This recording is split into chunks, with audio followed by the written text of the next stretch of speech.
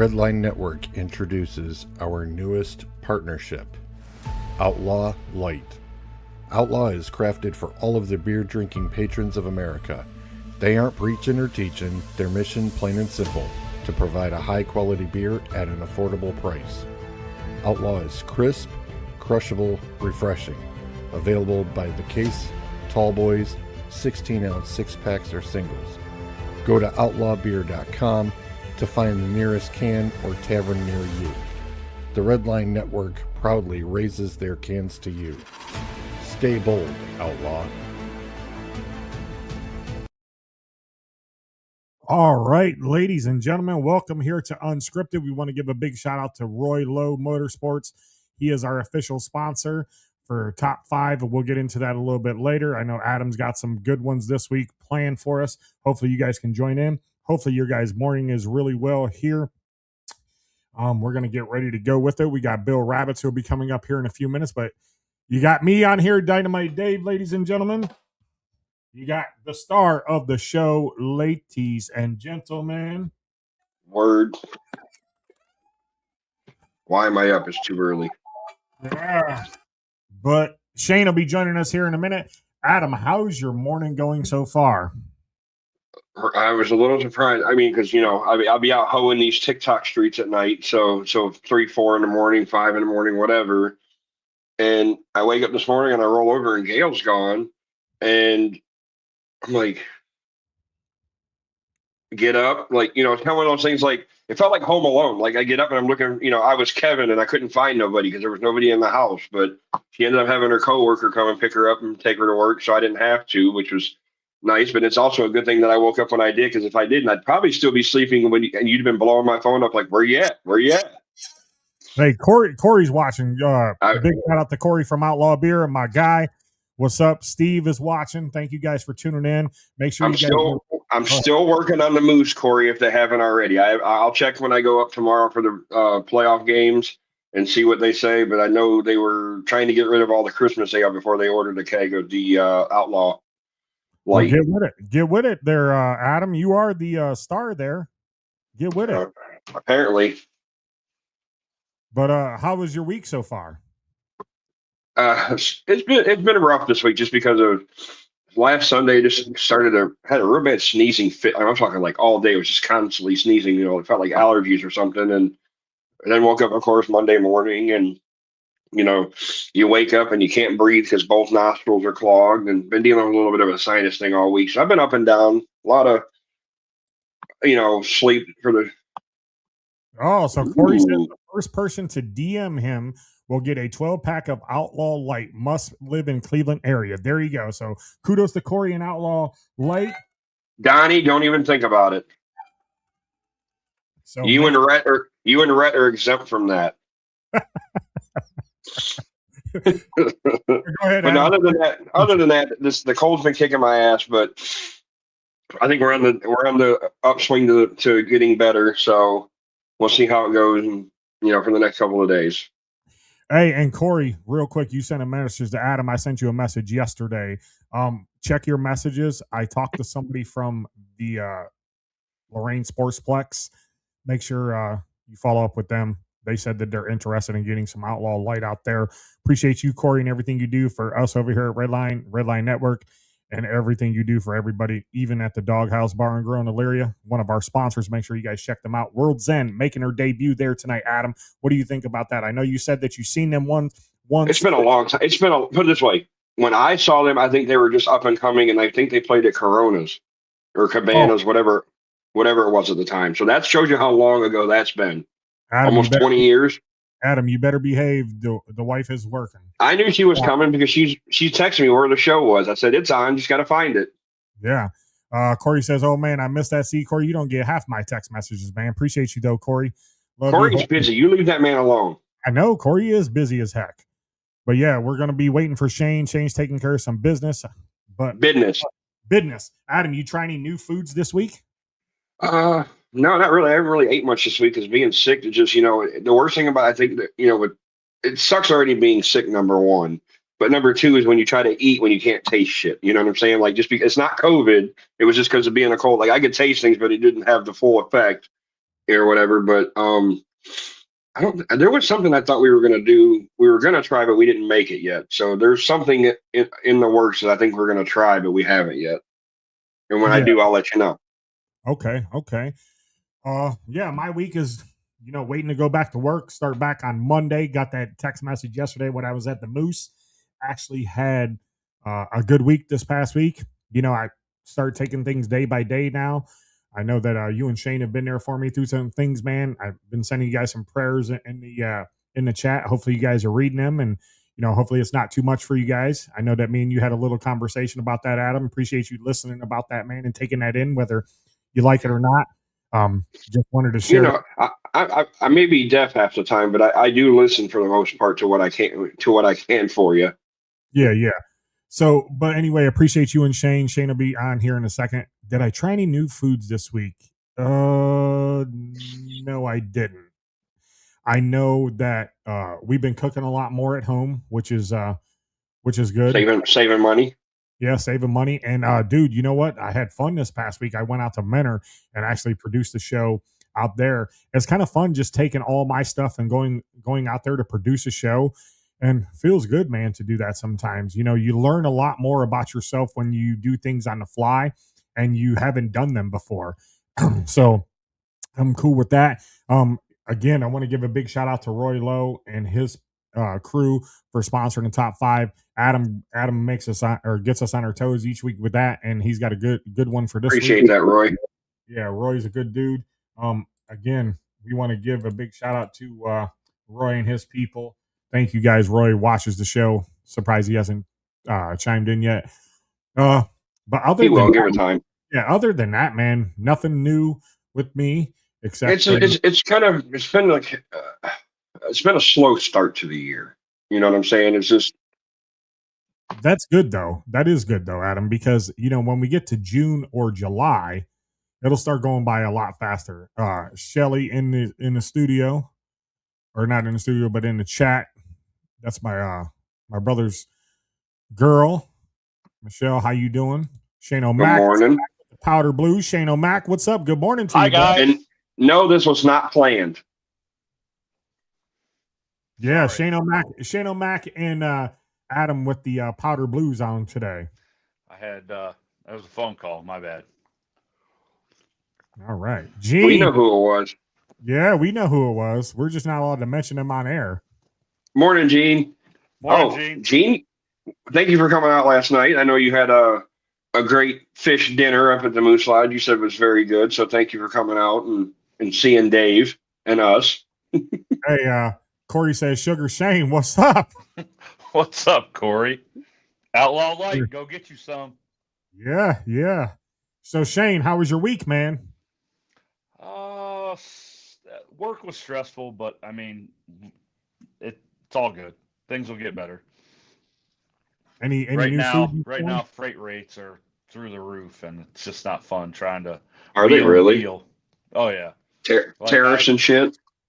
That and like the crackdown on the non-licensed drivers and the this, the that, and like normally I can get loads like move for I don't know, let's say like $4 a mile.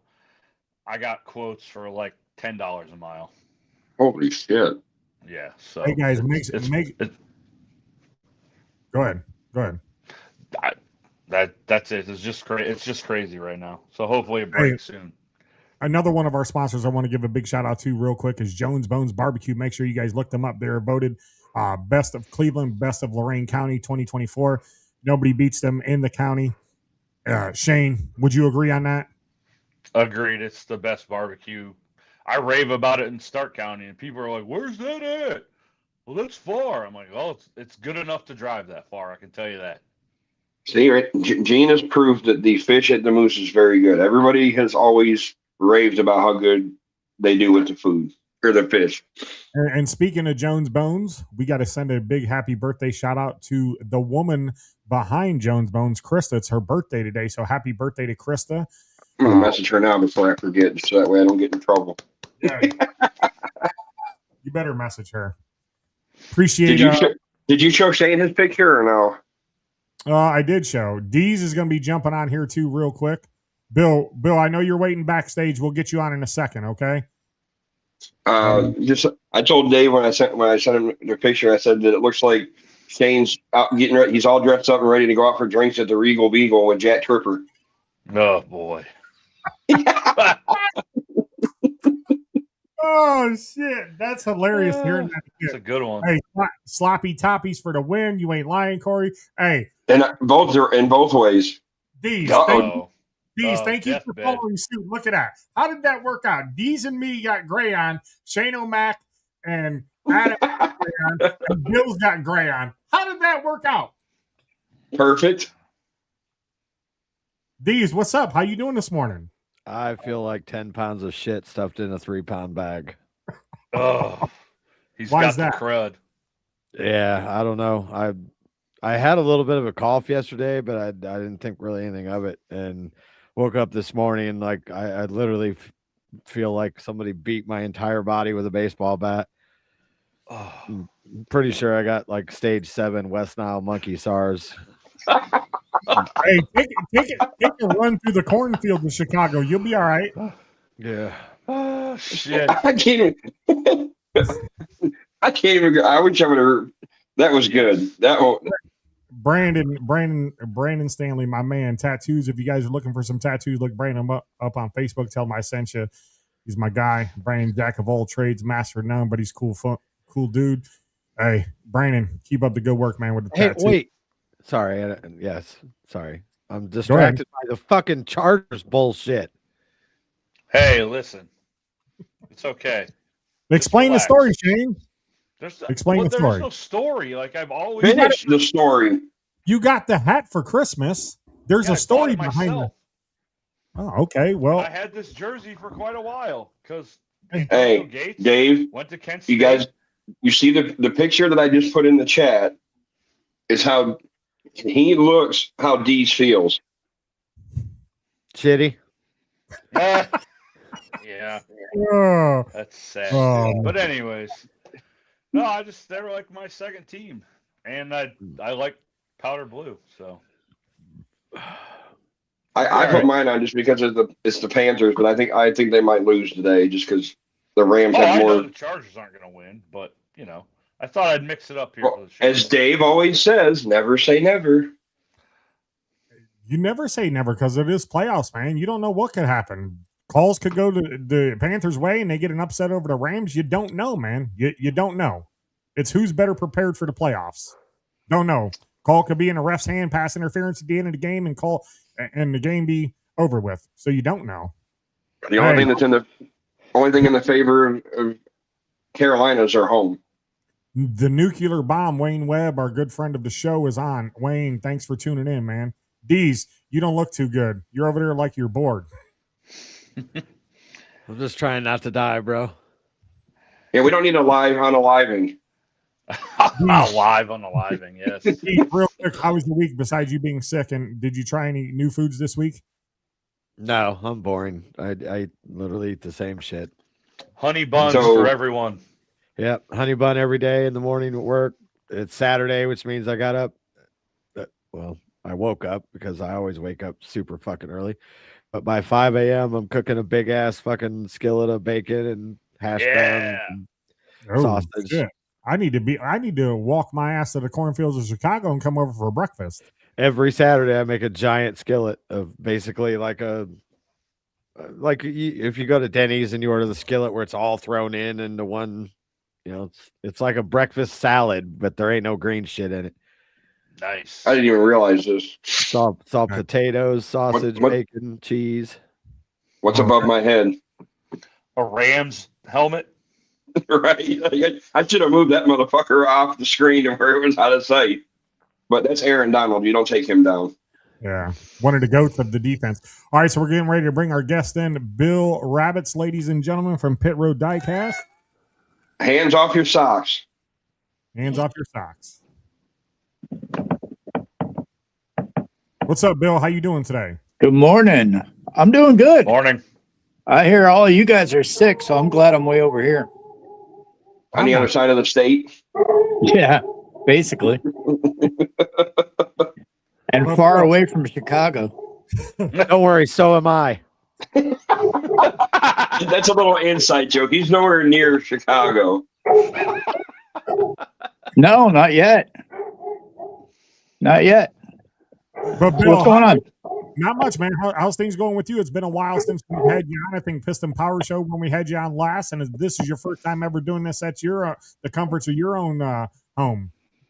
Yeah, God, I didn't think it's been that long since the Piston Power Show, but I guess you're right. Honestly, yeah. Yeah. So, yeah, things are going pretty good though. Business is good as always. Actually, business is pretty busy right now. The hard part is that we're not getting a lot of new stuff in because of what's going on through the tariffs and all that stuff. We get stuff trickling in, but we're actually doing good. I think we're going to be moving again in May, so we're just trying to get through all that stuff now. Closer to us, hopefully. Well, I want to stay out here in Lake County because that's kind of where we are now, so, but we're kind of looking at Menor, and hopefully I'm going to try and stay out of Painesville, but there might even be a possibility of us moving into Great Lakes Mall. Nice. Hey, Bill, if you guys have the opportunity and you guys want to, this is a thought. If you're looking to move into a mall, the mall out here, Midway Mall, is actually opening up some spaces to lease out there. So if you're interested, let me know. Yeah, Not too far for him. yeah, that's the thing. 'Cause, one of our first places that we looked at, honestly, was the Ashtabula Mall, because that is actually starting to resurface and regrow as well. And then I got to think about the winter days and stuff like that, because it'll just be probably me and Sean doing the store at first until we can get some people in there. I see the guard dog's on duty. Yeah, he just came out again. Sean had him locked up with her, but as he hears me talking, he thinks somebody's out here, so she let him go. Yeah, I think he was the first one we had when you brought him to the old studio. Yeah, all the way over in the Cleveland area there, Parma, yeah.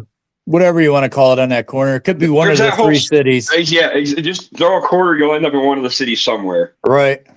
Now, let me ask you this: with everything that's been going on, like I know you're having issues because you said like with the tariffs and stuff. Do you really think that, like, in your opinion, because I know you don't, I don't feel like it's as big as it used to be, but is NASCAR dying down a little bit, as in like merchandise and memorabilia type stuff, or do you think it's about even par? No, I mean, we've been steady the last couple months. I mean, there hasn't been really a rise. There hasn't been really a decline. The biggest problem right now is getting the word out more. We've been doing TikToks every Saturday live at 1:00, which we've been getting a lot of positive response from. We got to go back to doing that. We kind of took some time off because of the holidays and stuff like that. In fact, we're going to try and do one today. But it gives everybody on TikTok a chance to come in and we show the store. If people want to see drivers, we show them what we got in stock, and what we actually try and do some side sales through private messages after the show, and get people to join the Facebook page and come in for the auctions and everything else. We've probably got maybe 20 good people from it. So, nice. I mean, it's still worth the time. We go on for about a half an hour. That way it gives me time to accept the new people on our page before the 3:00 walkthrough on the Facebook page. So, it's just trying to get there. We're thinking about maybe going on the Whatnot and stuff like that, but and that's Whatnot, eBay. You got so many platforms that it's like you almost have to have a little bit of everything just so that way you can get out there, because some people aren't here, but they might be over there. Like, you got to try to reach everybody geographically all over the place. Yeah, and of course, then you got to think about things from a business standpoint as well too. I mean, I'm not saying against the people that are on Whatnot and stuff, but a lot of them are what we call couch cushions. They aren't an actual business. They're basically just people that go and buy cars and sell them, resell them and stuff. But by the time we get on Whatnot and we sell something on Whatnot or anything like that, by the time we pay their fees and everything else, there's not much of a margin to move on. So in that fact, we'd have to get a bunch of, older used stuff maybe to put on and stuff. So it's something that we've been looking at for the last couple of months, but just to give you an idea, people, this is the type of the good quality of stuff you get from them. This thing is just, I'm surprised they even have it out of the box, to be honest with you, but this is an old school Brad that is autographed, by the way. I got this Dale Jr. late model from him. Actually, Bill, I'm going to be getting a hold of you too, because I know that he's got the sun dropped one. If you can get that for me, or if you have that in studio, let me know. I like to get the pair. And if he's got the other, he has another one too. They did it 3 years in a row, right, Bill? Yeah, I can walk around. I put my phone on so I can walk here. Okay. I don't know how to turn the camera around, but since this is my first time doing it, but we do have the sun drop cars, Dave. Okay. Yeah, cool. We have sun drop, the baseball speedway classics. We got some old Bass Pro Shop late models. Let me ask you this. Like, I know there's probably not too many out per se, like not everything for this year has come out, but who right now is one of the better paint schemes that you have seen for this upcoming season? For 2026? Me personally, I got to go with Ross. So the Busch Light paint scheme. Yeah. I honestly haven't seen a whole lot in the 2026 that's coming up. I'll start looking at that stuff a little bit more towards Daytona weekend. I kind of figured it. I figured it was too early. And the funny part is I've already pre-ordered a lot of 2026 diecasts, so I couldn't even tell you there, because when I sit down to do that kind of stuff, it's kind of robotic. I just go in, I know what I'm getting. I'm getting 2 of these. I'm getting 3 of these. I'm getting 6 of these. And then, I don't even honestly look at the pictures. So. And then obviously you still offer the ones with the autographs and stuff if people want them too, correct? Oh yeah. Yeah. The only thing that we don't stock, I'll tell you guys this, when I do pre-orders now, I order everything that's up except for the elites, because I don't like stuff that sits on the shelf. We like to move stuff. Right. And with the prices going up, they just went up again, unfortunately, a couple months ago. I don't like to stock elites, but I do pre-order them if anybody wants them. So as of last year, who was your biggest seller?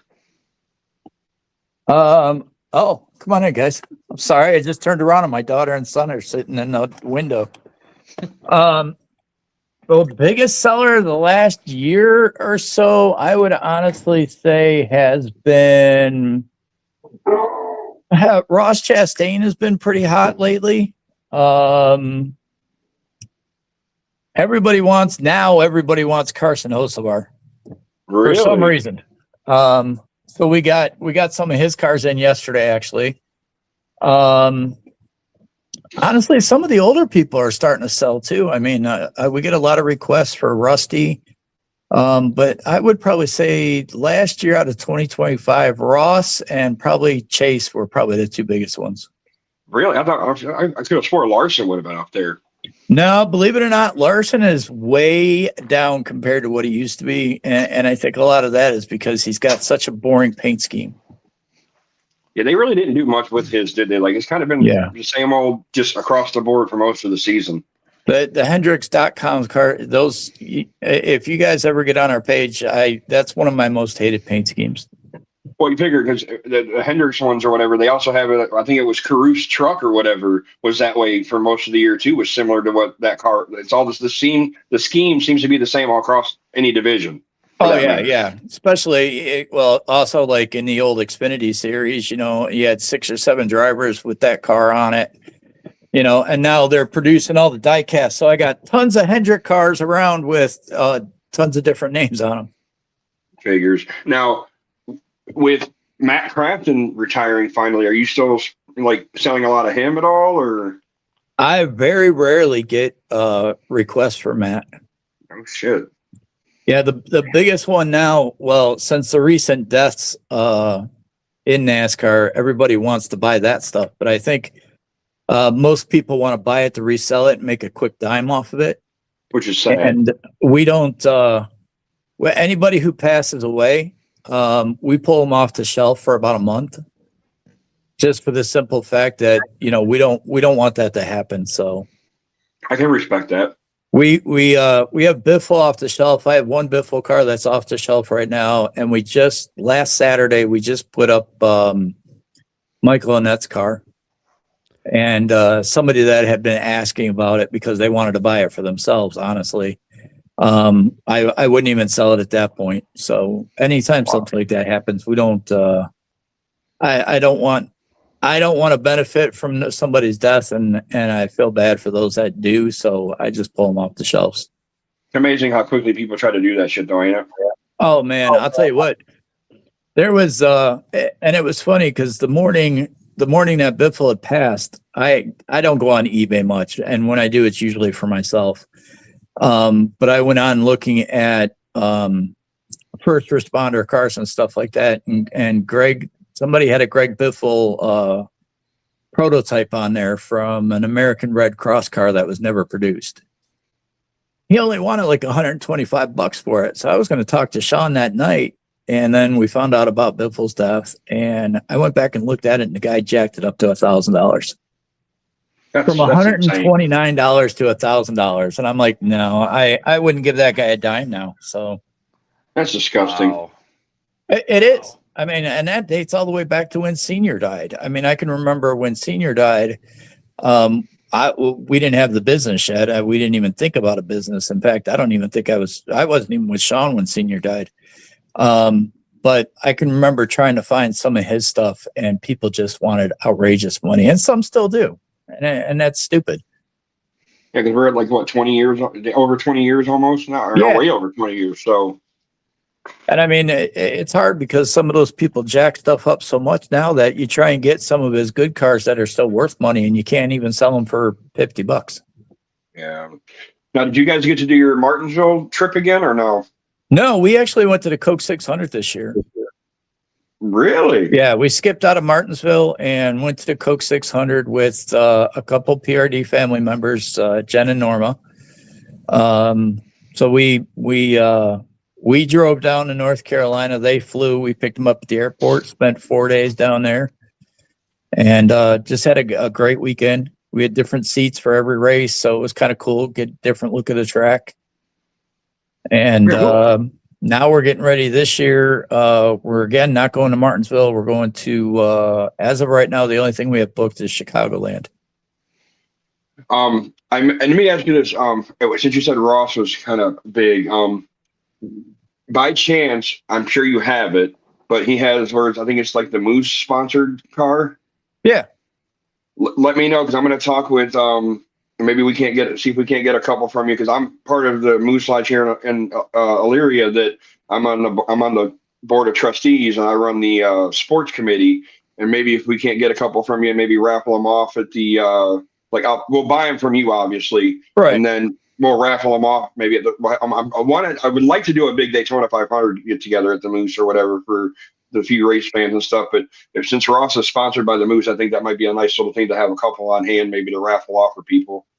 Yeah, I think I have one or two here. If not, I'm sure I can still order them. Yeah, I mean, I'll find out tomorrow. The Moose isn't a big tomorrow. sponsor, so I mean, the Moose isn't a big seller, right? So that's unfortunately, but I figure if we can do that, I think a lot of people might be interested in that, just because it's something that a little like it's all over the country, but we have our name on it per se. Right. He's actually a good guy. Me and Sean met him at Martinsville the last time we went down there. I don't know. You guys have been doing that Martinsville trip or going to NASCAR races for quite a while, correct? I have been going steady since 2012. We went to Michigan up until COVID. Then COVID hit, and NASCAR changed the schedule and everything else. So then we started going to Martinsville. Out of all the drivers you may have met, who was the biggest douchebag? Oh, that's an easy one. David Reagan. Really? Bill, yeah. what's your favorite track? My favorite track? Yes. Oh man, that's a hard one. I would have to say I probably have two. I like Talladega, and I also like Bristol. I still got to go to Bristol yet. Bristol, we're gonna try and play in Bristol for next year. Oh yeah. So, but no offense, David Reagan of all people, like I wouldn't think he'd be a douchebag. well, I'll tell you what, and this happened up in Michigan. This is a true story. It happened straight up. We had what they called back then cold passes. Yeah. So we could get into the Cup garages and stuff like that when Cup was on the track during their sessions. And I was back there. We were back there just collecting hero cards and stuff like that. If you've never been back to in the pits at a race, they have all the hero cards at the back of the trucks and stuff like that. So we were just kind of collecting those for like a memento from the track or whatever. And everybody's really cool. And I went to David Reagan's hauler and I picked up his cards, and he happened to be coming out of the hauler as I was grabbing the cards. And I said, "Hey, David, how are you?" You know, and just I got to watch my language, I think. So No, you don't. No, you don't. Oh, I don't. Okay. Nope. So I mean, he just kind of fucking looked at me and turned around and started walking. And I said it loud enough for him. And I said, "Hey, you don't have to be a dick." You don't. And he turned around and looked at me and he said, "What did you say?" I said, "You don't have to be a dick, man. I said hello to you and you can't even say hi back or something like that." I'm like, I didn't stop you for a picture or an autograph or anything else. There was no reason for you to be the way you were. Right. So, I mean, I would have to say that's the biggest one that I've ever really had an encounter with. Oh, shit. Yeah, because when I went to Indy the one year, I always hated him to begin with because I think he ruined NASCAR because he won too fucking much. But Jimmy Johnson was the biggest douchebag when I went. Yeah. Because, well, and the thing that, and I wouldn't say that normally because I mean, he might be a nice person, but I've seen it firsthand where, when you're standing outside the garages and they're or whatever, and they come out, they're always like, "Walk with me" or whatever. They're going to sign whatever for you. There's literally nobody but one handicapped kid and his family at Jimmy Johnson's garage, and he comes walking out. And they asked him for an autograph, and he puts his hand up and he goes, "Not right now. I don't have time." Motherfucker, you ain't doing anything else. Like he could have literally. I mean, I could understand if there was a crowd. There was one person with his family. Like you could easily just signed it and been on your way. So that just turned me off till I'm like, what a douchebag. And that's just me. But yeah, I got a story about Vegas. So we were in Vegas, and I think it was like my third time down there. It was the last time I was down there, and Richard Petty was sitting out on the wall, and my brother spotted him, and he's got these bunch of people that are around him. And Richard's old school, man. He's very polite. He still calls you young man, all that stuff. We're walking up, we're standing in line to go get a picture. And these people come from out of nowhere to cut all these people in line. And you can tell that it pissed Richard off. Richard's like, these people are standing here in line and you're just going to cut in front of everybody. Richard said, "I plan on taking pictures with everybody, but I'm not taking pictures with you unless you're going to go to the back of the line." Right. And the dude was like, "Well, why do you got to be a dick about it?" So Richard got up from where he was at, moved down a couple pit stalls where their other team was parked at, and he waved everybody over. And I think he told the security guard or the NASCAR tech guy at that time, "Don't allow them people to come down here to get their picture with me." And Richard was calm, cool, and collective even before that. He said it nice and politely. And that's the only problem that I've ever seen with a NASCAR driver. And people may say that Kyle Busch is an asshole, but I walked right up to Kyle, and Kyle, he was cool. Like he talked to you. I don't know if it's him having a kid or Samantha getting on him about him being nice to people. Yeah, he's definitely changed. Yeah, but Kyle, listen, like I walked right up to Kyle and talked to him, and he was cool. And here's a funny story about Kevin Harvick. Harvick walked right past us, walking to the bathroom, and these people were following him to the porta-john. And he opened up the door. He said, "Can you guys at least let me use the bathroom? I'll come back out and sign, but let me use the bathroom." So he comes back out. I don't think of it that way. And he can only open up the door so far because they're standing in front of the door. He's like, "Can I get out the porta-john? Can I get out?" And just walk. He's signing everything. I think, Adam, didn't I get you a picture of them? Didn't I? When Yeah, you got the picture of Harvick or the hero cards, because Bill's right. Once you go to these races, they have the hero cards at the back of the trailers. I mean, I've had nothing but good experiences. But fans, listen, if you guys go into a NASCAR race, don't get starstruck. Just be cool with them, because they are people. If they don't want to talk to you, don't get show mad. them the respect that they deserve. Yeah, Right. don't get mad You about know, it. Keep on walking. like at Martinsville, all the drivers come through the tunnel and come out on into the pit area. Well, as you come up those steps, man, there are literally hundreds of people trying to get an autograph from these guys. Where if we were trying to get an honest autograph or a picture or something like that, we would wait at the trailer for these guys to show up. And then, they would be, have the time it that way, because most people wouldn't follow them because they want to get the next driver. And, I mean, we got pictures with like Kurt Busch, Richard Childress, and everything else down in Martinsville, just by being polite and showing them the respect that they deserve. But I'm not. When I go to a race, I can't say I'm starstruck. Just like when I was wrestling, and I'd go to a big show or something like that, I didn't get starstruck because they're on the same. Just because they're higher up, they're doing the same thing that I do.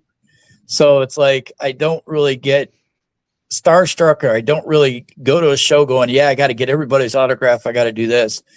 When the last time we went to Martinsville, we were actually guests of Trackhouse and Ross Chastain. So that's how we got to meet him. And we waited politely and everything else. We never even really had a chance to talk to him until he was getting in the car on pit road. Yeah, real and quick, stopped and signed everything for us that we wanted signed and stuff. Nice.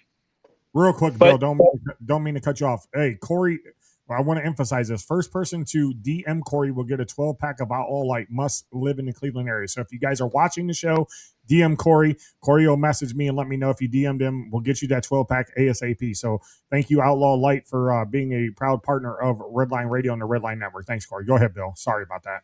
Oh, that's okay, man. But trust me, I understand pushing sponsors. I get it. But yeah, I've had a lot of good experiences with drivers on track, off track. When we were going up to Michigan, we used to like Friday night, we would actually party with a lot of the NASCAR drivers. There used to be a little intimate concert with God, I can't think of his name right now. But there used to be a little intimate concert, and a lot of the drivers would come up there and they would talk to people and interact with people. And I've had really good interactions with Clint Boyer. A really funny story with Trevor Bayne way outside of the track at a convention. It's all in how you treat them. I mean, I guess just looks like he'd be the type that would be like just a laid back, easygoing, like easy to kind of talk to kind of guy. Who? I'm sorry. Boyer. Oh yeah, Boyer. The funny story with him involved his kid when they were young. I was. It was at Michigan, and Kurt Busch had wrecked in practice. And I was taking pictures of the cars because they were taking the suspension off the wrecked car. Basically, they were taking the parts off the wrecked car and putting them on the backup car. So the setup was the same. And I have my camera up and I'm getting ready to take a picture, and Boyer walked out from behind the wall. And I immediately put my phone down out of respect because he had his kid. And Clint was like, what? I'm not good enough to get my picture taken. And I'm like, sir, you're on your own time. You're with your kid. I'm just showing you respect. He's like, take a picture of us. We don't care. And then he stood there for about 10, 15 minutes talking to us. He's in his shorts and T-shirt and everything else, carrying his kid. Cash, right? Isn't that his kid's name, Cash? Yeah. Yeah, I get confused because there's Cash, Keelan, Larson's kid's got a funny name. Yeah. I tell you what, probably one of the nicest people that I got to meet, and I was surprised, is I'm mad I didn't get a picture, but I can say that I have the mental memory of it. Is on Sunday of the Indy race, we're kind of in between where they come from the haulers to go to the track for the driver intros and stuff. We're standing in that middle spot, and I look over to my right, and there's fucking Rick Hendrick. I walk over, shake his hand. Dude, that man sat there for 15, 20 minutes, and him and I just had a conversation like we're just how we are right now. He would, and granted, he's Southern as hell. Let me tell you, he's got the accent, Yeah. he's got everything. But by God, he was the nicest dude in the world to sit there and bullshit with. And I can say, I didn't even ask him for an autograph, didn't ask him for a picture, nothing. Just shook his hand and had a conversation, and that was more than anything to me. That's kind of how Childress was. My one buddy wanted Childress's autograph and a picture with him, and he was talking with a group of guys about his training programs, basically. And so we waited and waited and waited and waited, and he finally looked over and he's like, "Can I help you guys?" And I'm like, "Yeah, my buddy would like a picture with you and everything else." So he excused himself and come over and had a conversation with us. And so, I mean, like, that's what I said. The people that run around and getting autographs and stuff like that, it's like that old saying, you get more flies with honey than shit. Yeah. So, if you show them the respect, then, and in return, the drivers, they got to give the respect too. And a lot of them don't. Ways. Yeah, a lot of them don't. But I will say this, because you said you didn't get starstruck. I will not lie. The only reason I got starstruck is because we had hot passes. And on Sunday of the race, we all know Ryan Galata from racing. And Ryan is a good buddy of ours, and he works for NASCAR. So he got us the passes. And Sunday morning, we get up, we go out to the track, and we go right on pit road. Like, we got to go out on the track, kiss the bricks, got to do the whole night. I mean, he was like, "You guys want to go kiss the bricks?" I said, "Absolutely. I don't give a shit. It's once in a lifetime opportunity. I'm going to do it." And I remember being on pit road for the opening ceremonies and all that stuff.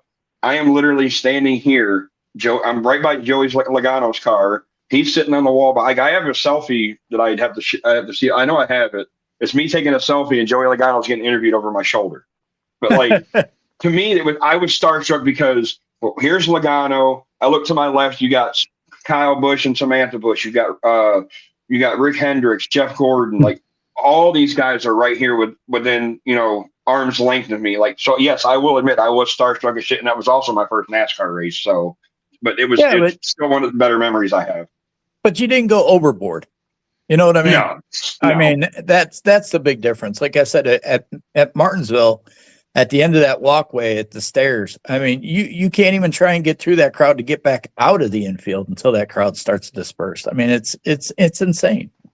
Yeah, you can't. There's really not a bad seat in that place unless you're up in the first rows or whatever. I would imagine. Oh, Martinsville, right? Yeah. We used to sit right at the start finish line in row 66, so they were good seats. Yeah, I hated to give them up, but now that I have officially quit racing, I think this summer me and Sean are going to do a little more traveling.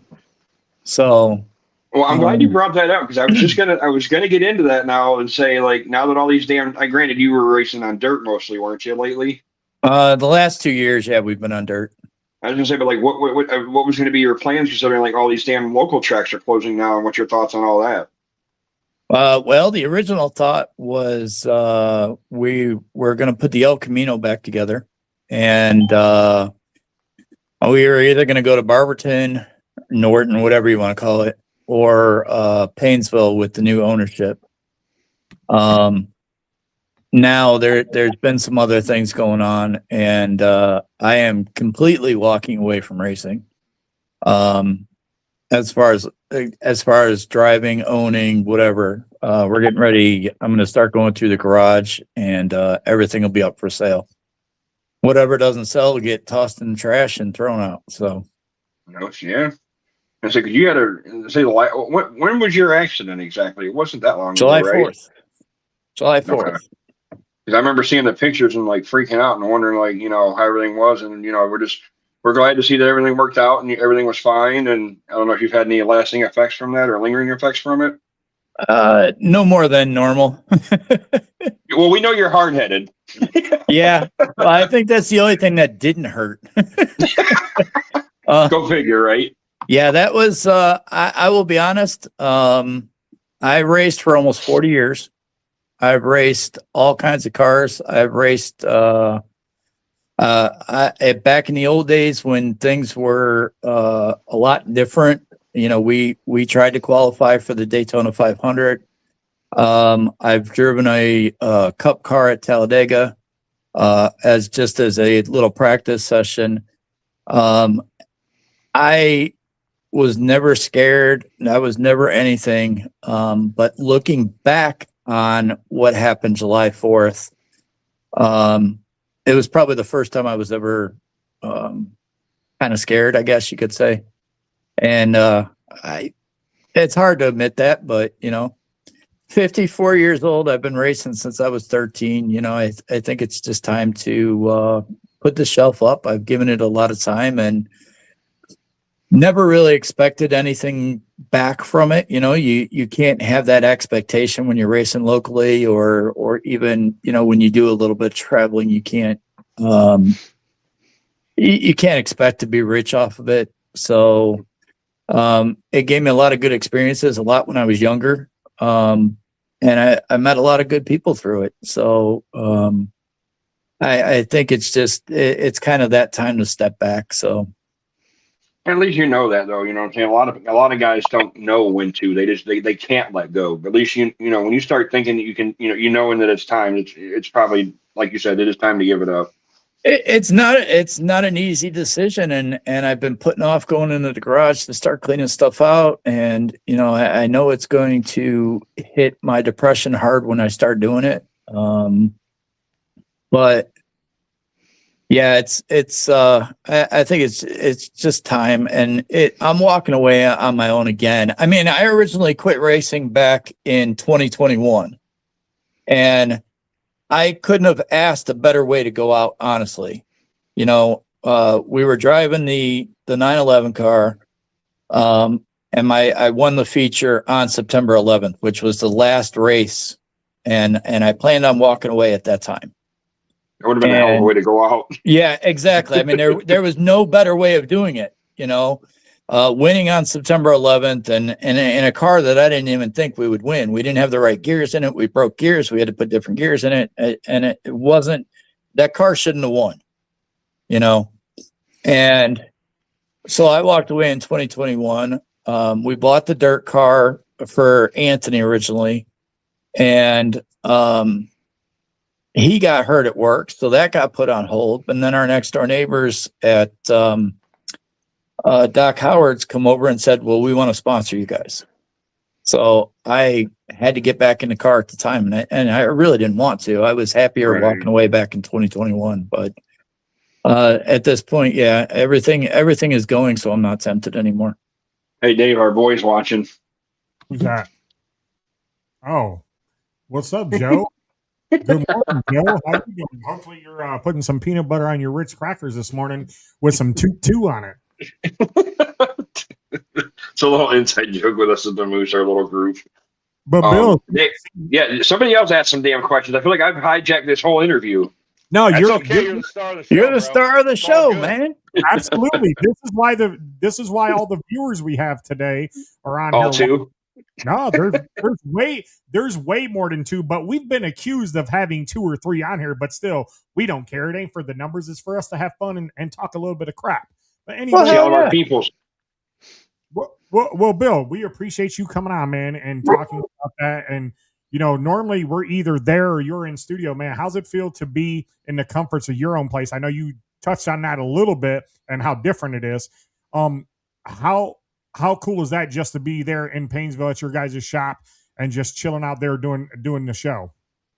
This is a different experience, and I understand it's the way to start going and everything else, and it's kind of cool. I feel like when I usually do a live or something like that, I feel like getting up and walking around and all that kind of stuff. But I'm sitting my fat ass in this chair. I can't even say fat ass anymore.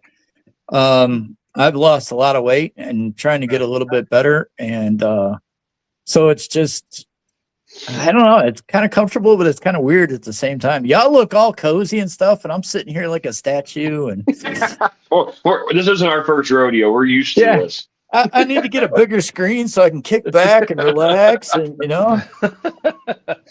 start vaping or something, so I look as cool as Adam over there. Yeah. Hey, believe me, I've been. What is it? April will be exactly if we get. I'll make it to April, but it'll be a year in April that I stop smoking cigarettes, which I still get a lot of chickens I vape, but it is what it is. That's all right. You know, I mean, so you get rid of the nicotine and you put the lead in your lungs. That's good. Yeah, right. So, And and all I drink is Mountain Dew, so I'm gonna live a long life. well, come on, dude. You know that's all I drink. Ah, nice. That's all I drink. It won't be long. We'll all be at the last Piston Power Show. We've been hearing that for the last 3-4 years, though, too, and then every year it comes back. Yeah, I'm listen, just saying. I don't think it's the last Piston Power Show. I think it's we know for sure it's the last Piston Power Show at the IX Center. We know that. There's been talks. I've had talks with Steve a couple times over between last year and this year. They're trying to talk to moving it back downtown Cleveland to Convention Center, but nobody wants to go down there. Nobody. Bad idea.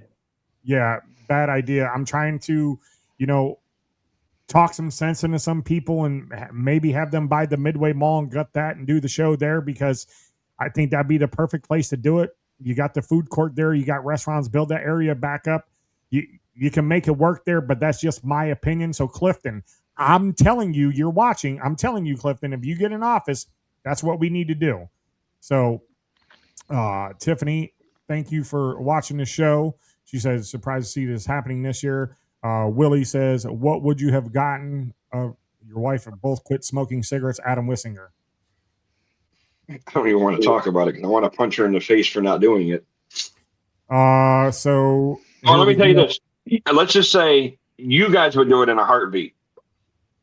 All she had to do was quit smoking cigarettes, and we would have had a trip to Hawaii paid for. All we had to do was pay for flights. Well, Gail wouldn't do it? I quit in 2014. Send me my fucking tickets. Yeah, he goes, I was so busy. Look, and now of course she happened to be watching right at this time. She is watching. And by the way, if he's listening, I know he started it, and I carry it on because I know she fucking hates it. Is when she goes out for a twirly. She hates that word. Willie started it. He was like, "Oh, Gail and her twirlies," and every time she's like, "I want to punch you in the face every time you say it."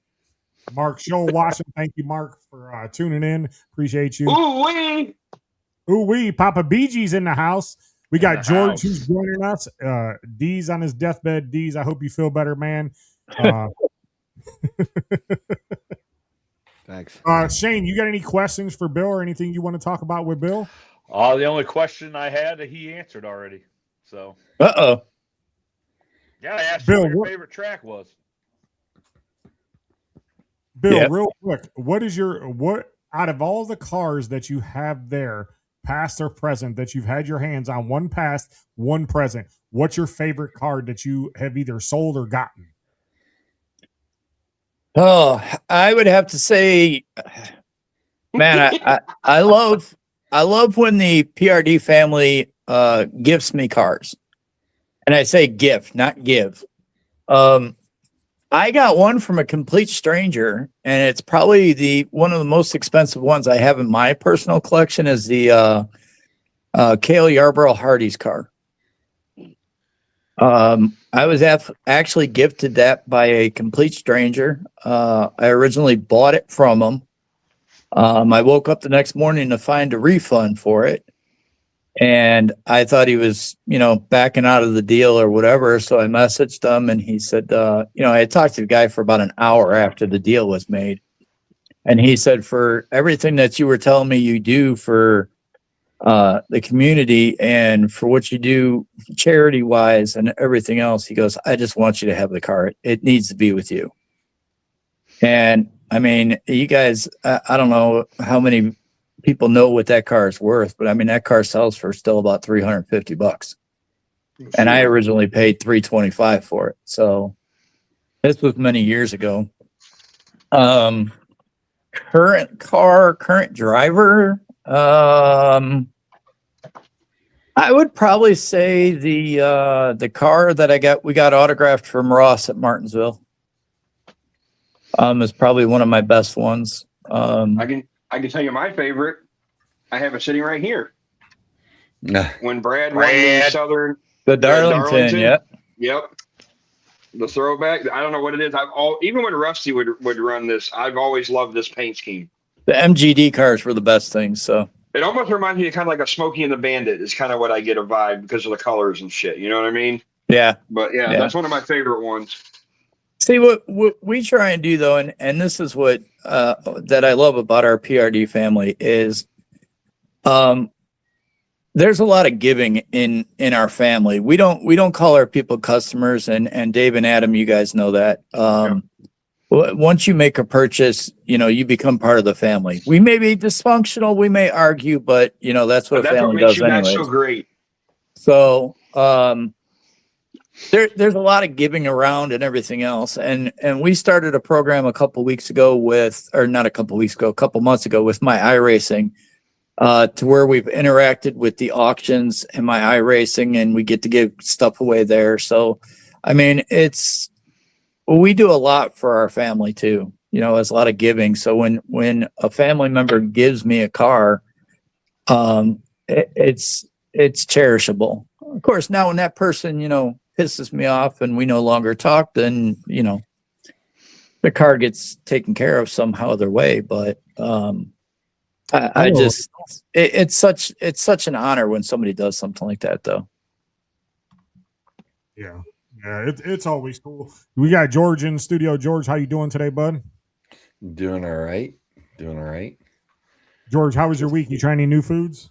Well, the only thing I got to report for this week is being diagnosed with that high blood pressure now.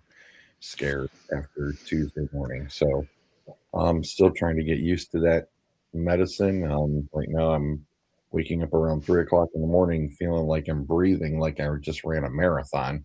So I don't know if that's a side effect or when the medicine kicks off. I'm gonna have to revisit the doc and go, all right, is this medicine supposed to make me do this? It's like my first experience of, hey, this is the medicine I'm gonna have to take from now on for the rest of my life, kind of thing.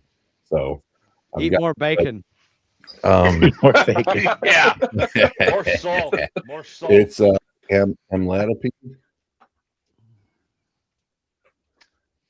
What's that? It's amlodipine. Oh, okay. You got to take that now. Is that something you got to take the rest of your life now? They say, or is that's okay? Yeah. And it's kind of ironic because I took it about 5 minutes before I popped in here, and I noticed my breathing pattern is super relaxed and kind of in a whole different phase of what it was half an hour ago. So so there's something up to where they may have to probably kick me a stronger dose or something, I'm assuming, but I'll have to chat with the doc about that. All right. So that's been kind of my wild week. I'm getting a message here from Corey. We're trying to give away this free 12-pack of Outlaw beer. So make sure you guys DM him. You can DM him on Facebook or Instagram. If you DM him and you live in the Cleveland area, you can get a free 12-pack of Outlaw beer. So make sure you guys do that. I know there's a bunch of you guys that are in the chat. Please do that. Get yourself a free 12-pack of Outlaw beer. Who is the official beer? Like your name is Rhett or Donnie? Official beer of the Redline Network and Redline Radio LLC. So just make sure you guys do that. We're giving you guys giving free beer away. Who doesn't want free beer? Especially I'm going to retain legal counsel and file a geographical discrimination suit. Well, Corey, you're listening. Can Deez get some? Can you ship him some Outlaw beer out there in the cornfields of Chicago? I mean, I'll just take one tall boy. I'd like to try it out. Yeah. Why are you picking on Chicago so much? I just like messing with Deez about it. I actually live in central Illinois, down literally in the middle. Okay. Chicago, I don't know whose feathers this is going to ruffle, but Chicago is a haven of liberal fucktards. And I live down where the smart people in Illinois live. And he just assumes that a lot of people that don't live in Illinois, if you live in Illinois, you could live on the very southern tip, but you're in Chicago. And I actually live in a small farm town, 2 hours away from Chicago. See, I used to live in Joliet. I'm sorry. I used to live outside of Joliet, actually, but nobody knows Mokina, so I always say Joliet area. Yeah. Joliet ain't too bad, but that's still a little too close to Chirac The for city. me. Oh, yeah. Hey, Cleveland ain't getting any better, trust me. Oh, I wouldn't live in that armpit either. It wouldn't. Oh, easy. That's why I always say Vermilion, and they're like, "Where's that?" And I'm going 20 minutes from Cedar Point. They're like, "Oh, okay." I claim the other side. I'll tell you what, for you guys that are local, I grew up in Euclid, and I won't even go to Euclid anymore. Not That's even during the day, I really- won't go to Euclid. Wow. You know, I still watch the Facebook page. Well, I haven't been on Facebook in a couple days because of all the bullshit that's going on, anyways. But Mark Scholl says he loves Illyria, which I do too. Both West Siders. So, Mark, my Yeah. West Side, what's up? that's not bad. And Dave Chopchinsky, who actually is Dave Wolencheck at the Crushers game. It's a little inside joke. Dave's probably How laughing. funny is it? No, but how funny is it that his last name? Chopchinsky, yeah. He is Because of related Matt. to. He is related to Adam. He is related. Is he? Donnie says, "Don't worry, Adam." Who says non-liker? Who says non-liker? What is Huh? going on in this world? It's Think I need Donnie. to go take some more I medicine. know. He- I know, he's the exactly golden my flagger. point. The golden flagger. Well, we know you don't have golden taste buds. All right, guys. We know it's Flat. we know it's 11 o'clock right now. We're getting ready to take a break, so everybody stand up, stretch. D's, if you need to take some medicine, get ready for the second half. We got some. Just don't go dying on us. Yeah, don't go dying on us. We still got this half of the show and then Renegades tomorrow. So hopefully you feel better. But we're gonna take a break, ladies and gentlemen. We'll be back here right after the break. Bill, you can stick around with us if you want and get a part of our top 5 that we're doing. All right, cool. All right.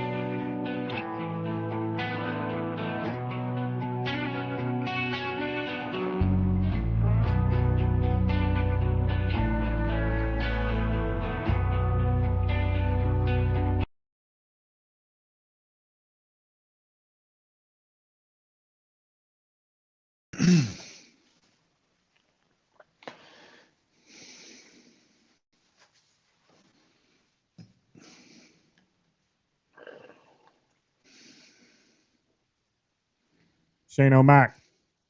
Yes, sir. We're back. Can you tell them what our official beer sponsor is, where they can get it, and how the much? Official beer of Redline Network and Redline Radio is Outlaw Light. You can find it at your local Sheetz, select discount drug marts, and some Walmarts. And coming in the springtime, they'll be in Giant Eagles. You can get a tall boy for $2.49 at Sheetz. You can get 12 packs for $9.99, and for $19.99 you can get a 30 rack, as the kids say. The 30 rack. And Shane, And you then can give them some baby claps, right? Baby claps. Baby claps. There you go, Shane. Go ahead. Exclusively with us at Redline, if you purchase some Outlaw Light, take a picture of it with you holding it, post it, and tag Redline Network and Outlaw Beer, and you could win a free 12-pack from us. So now, who doesn't want free beer, Shane? Who doesn't want free beer? I had a 30 rack, and I gave it out to some friends, and most of them were pretty impressed with it. So it's a good thing, man. It's getting out there. Corey's doing a good job. Corey is doing a good job. We're doing a good job over here at Redline. We always tag it and post it whenever we're promoting it. So make sure you guys go get that. Adam, starting in February, where are we going to be at? According to you, we'll be at Jamie's Flea Market. We will be at Jamie's Flea Market starting in February. I do believe it's the first or second week we'll be there. And one of our very first guests is going to be another lead singer from Ace Moeller, Mr. Todd Meany, Fox 8 News anchor. We'll have him live in studio. One of our first couple guests out there at the flea market. So we're partnering with Jamie's Flea Market. So make sure you guys come check us out. We'll be in the new building, spots 11 through 12. We got some exciting things we're going to be doing out there. But if you guys ain't doing nothing tonight, Adam, where can they go check out some live music? Doghouse. And see World's End.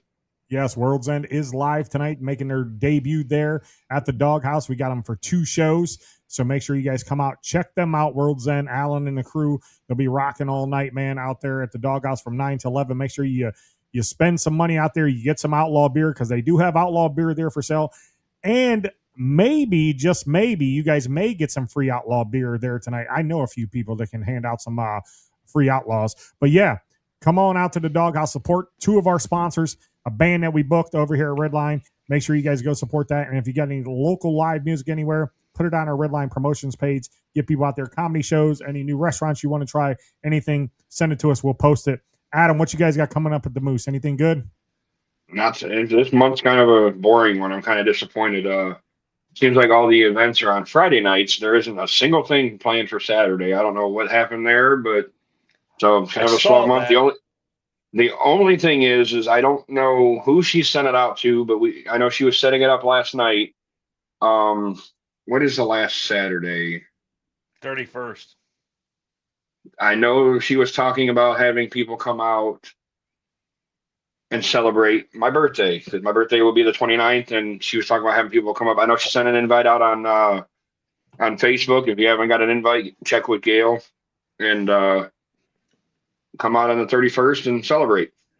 Yeah, we'll have some fun things going on. Maybe play some cards, something. We got some fun things planned for that night. So make sure you guys, Adam, how old will you be? 42?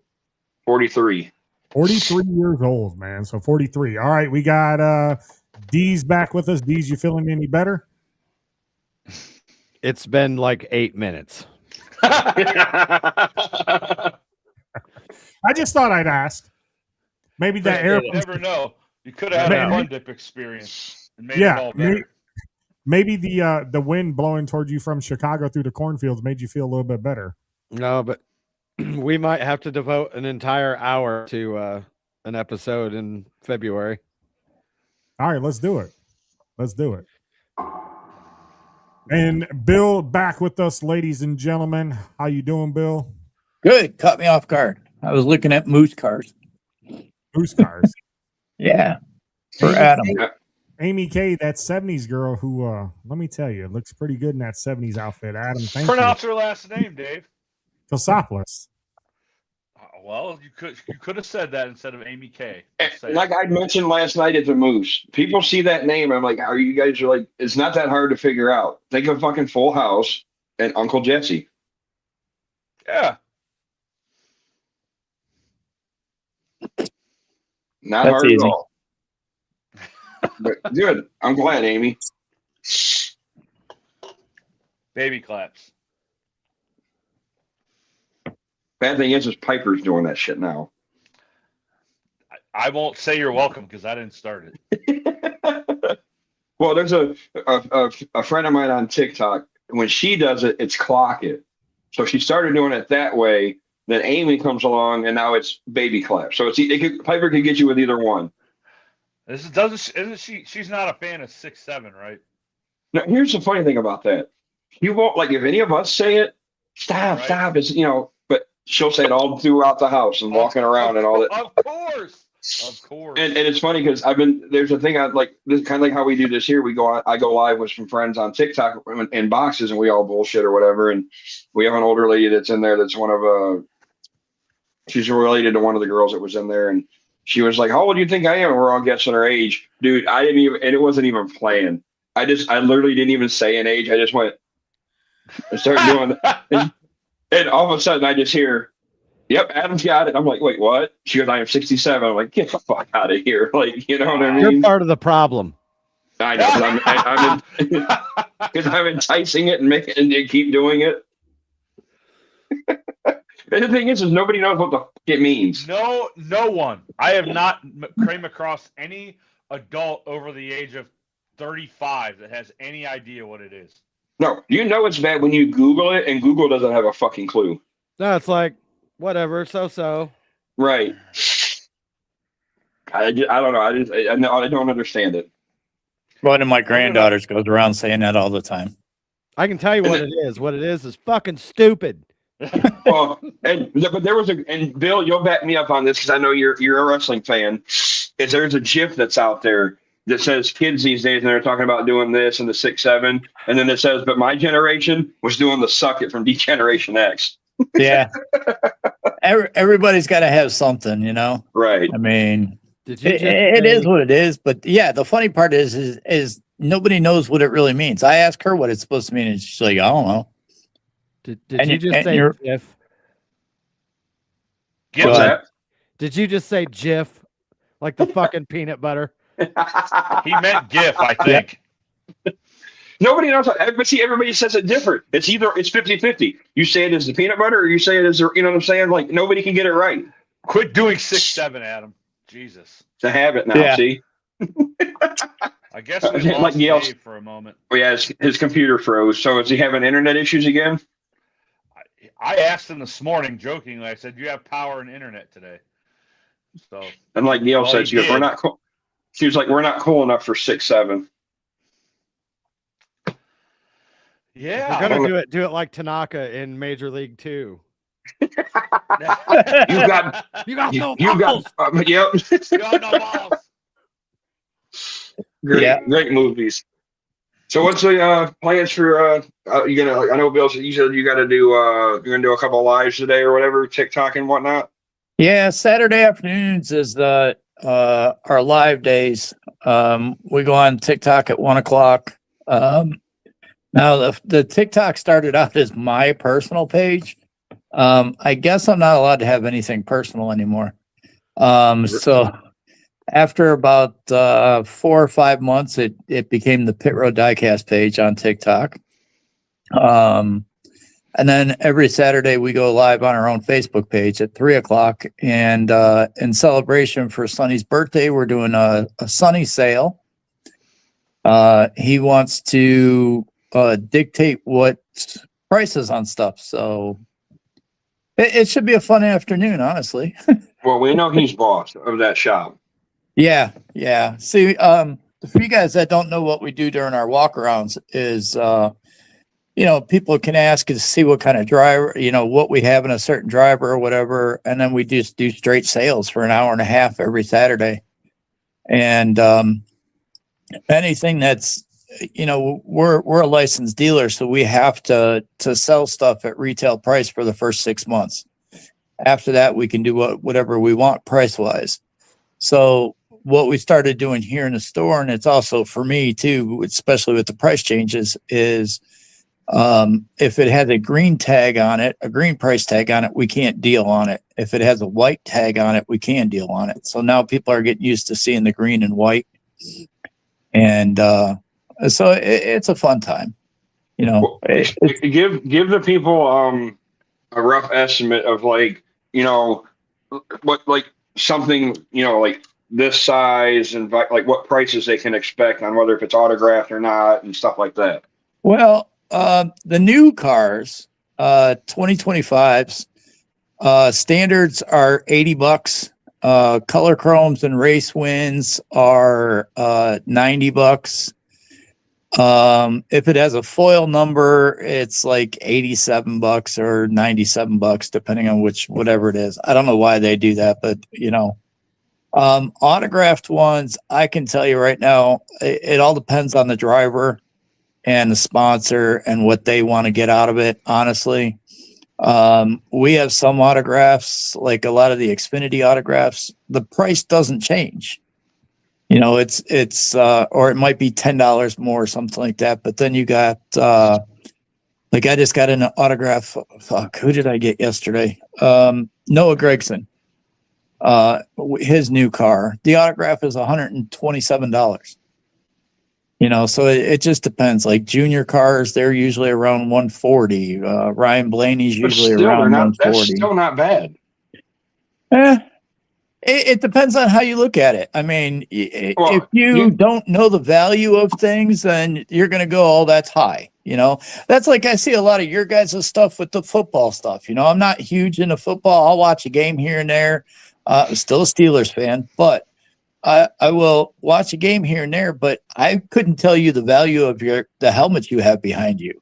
The thing is it varies too, but that's the problem. See, that's where like with me, I try to do it fairly, and I go on eBay and see what they sold for, and screenshot it. And that way, if somebody wants to argue, but look, dude, just going for eBay for this price. I'm not trying to Jew you here or whatever you want to call it, and fuck you over. Like I'm being reasonable. This is what it's going for. Here's the window that I'm willing to play with, if and work with you here. But I'm not trying to lose money on it either. You know what I'm saying?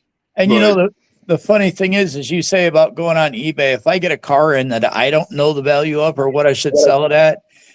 That's one of the first places I look.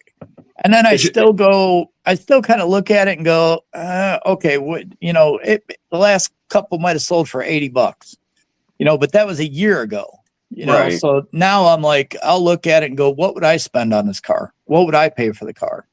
Well, and that's usually how I do it. I have Joe, our buddy Joe Vitale from the Moose. His stepson is a big Atlanta Falcons fan, or was a big Matt Ryan fan. Well, I happen to have a all black Falcons with the red logo and stuff and red outline helmet at the house. I knew I wasn't going to really, I'm running out of space. So I need to get rid of some. And I'm like, you want to buy it for your stepson or whatever? I sold it to him for $200. Yeah. I gave him a deal. I mean, it was going for like $350 on eBay, but if you're a buddy of mine or whatever, I'll work with you. I'll cut you a deal. It's not it's not a problem. Yeah. Well, well, we're kind of the same way. I mean, the stuff I can deal with, and I'll be honest, and I say this during the lives too, a lot of it depends on your attitude and who you are and everything else on what kind of deal I'm going to give you, because, I don't want to just give shit away either. Plus, I know, okay, are you buying this for yourself or are you buying it to resell? Because if I'm going to sell it to you and you're going to resell it, then I definitely want what I want out of it. Which Bill's is got fair. you by the balls. Yeah, I mean, that's what we have, a bunch of what they call special DIN cars. It's usually a DIN 1 or a door number, which means the DIN number in the back matches the door number. I sell them for around $450, even though I've been told I could get $600-700 out of them. I sell them for about $450. Once in a while, I'll come down on them, but the thing is, I'm not going to sell it to you cheap so you can get rich off of it. I want what I want out of it first. Love you too, Clifton. Now, let me ask you this, because it's just because he's my driver. Does Brad actually get a lot of traffic since he moved over and is the car owner now, like for sales for you guys, or is he kind of just mid? We got some Brad K fans. I mean, he still sells. A lot of people still kind of want the 2-car, especially back when it was a Dodge. Right. But the 6-car, they still sell. We get a lot of requests for, more of the special paint schemes, like the Castrol, and when the Bill Submarines Patriotic car was a hot car. We pretty much sold all but the ones we have here on the floor right now. So again, a lot of it depends on if you not only who you collect, but if you collect a certain genre of cars. Like I don't have a particular driver that I collect, but I have certain topics that I collect. So I don't have a lot of Brad K cars, but I got the patriotic cars that he has. So Yeah. Hopefully, we know it ain't gonna happen, but he just needs one more win, and he's got them all. They're like big tracks, big races. well, he won't be at Daytona, that's for sure. That's what I thought, because there's that whole incident, right? Somebody tried to, I think Dave or somebody was trying to, somebody said he was going to be all right. I said, I don't think so. No, they announced yesterday. I forget who they announced as racing the Clash for him, but they do have somebody on standby for Daytona. But I look for him to make the announcement here pretty soon that he won't race Daytona. Corey LaJoy. Corey LaJoy, thank you. I wanted to say Priest, but Priest was sitting in my mind for something. Yeah, Corey LaJoy is going to run for him. Yeah. Yeah. Sorry about that, guys. I don't know what happened. We were talking about the Outlaw Beer, and then Your internet got baby clapped. No, it wasn't the internet. It was something on the computer that just froze for a second. I had to shut it down and restart it back up. We're good to go. Good. Keep going with the show and whatnot. So, but all right, Adam. Let's get into our top 5 right here, sponsored by Roy Lowe, the number 19 car, also sponsored by one of our sponsors, the law firm of Truck Safety. Andy Young and them over there. He's sponsored by Phillip Motorsports, Perfection Fabricators. Sandusky Speedway Graphics did his. Who else? Dolan something is on there, but Roy, appreciate you for stepping up. Adam, what's our top 5? We're going to go, let's see how well your guys' memories are. And we're going to go with top 5 childhood memories, or things that you remember the most from your childhood. All right. Well, we will start with, since Bill's our guest, we'll start with Bill. Wow. Man, unfortunately, a lot of my childhood memories aren't very positive. Let me see here. I would probably say, let's look at some positive ones. The teenage years count. Let's go there. Yeah. Teenage wise would probably be the first time I stepped in a race car. That would be a good memory. Let's see. I don't know. My first job maybe was a good memory. I moved a lot back and forth. Probably my first time I went backstage for an NWA wrestling show and met like Ric Flair and Ronnie Garvin. The rugged one? Yeah, that was old school days. The Bunkhouse Brawl, I remember that in Chicago. Man, that's really hard because unfortunately with the injuries up top and stuff like that, it's hard to remember a lot of the good things from childhood days. I don't know, that would be 3. I don't want to hold anything up, so Well, if you want to hold off, you can. That's fine. You can come back to yeah. it. All right. Yeah, give me a few minutes. All right, Deez, if you're willing, one of your memories from your childhood. His mic's off. Yeah, you got to turn your mic on. Sorry, I didn't want you to hear me wheezing in my last breaths here. Grade school cafeteria pizza. Ooh, Ooh, the old rectangle. Yep. I mean, something about that just hit right. Bill, did you read what Sean said here? No, I didn't. Meeting me in high school. You better not leave that one out. Yeah, I guess. Clearly, that was number one. Yes. So now I got to find a number 2. All right, Shane O'Mac, you. Well, D's took mine, but umbrella. Oh, cry about it. School lunches. School lunches were the shit. Square pizza and Chili Willy's. What is the chili? Do I even want to know what the fuck a Chili Willy is? What? I thought that was like across the board. People knew what that was. No, It's a what is fruit the flavored chili? drink. Look it up. Oh, the little barrels, like with the No, little. those are mugs. Those are mugs. Chili Willy's. We got them at school. Fruit punch, lemonade, and another one.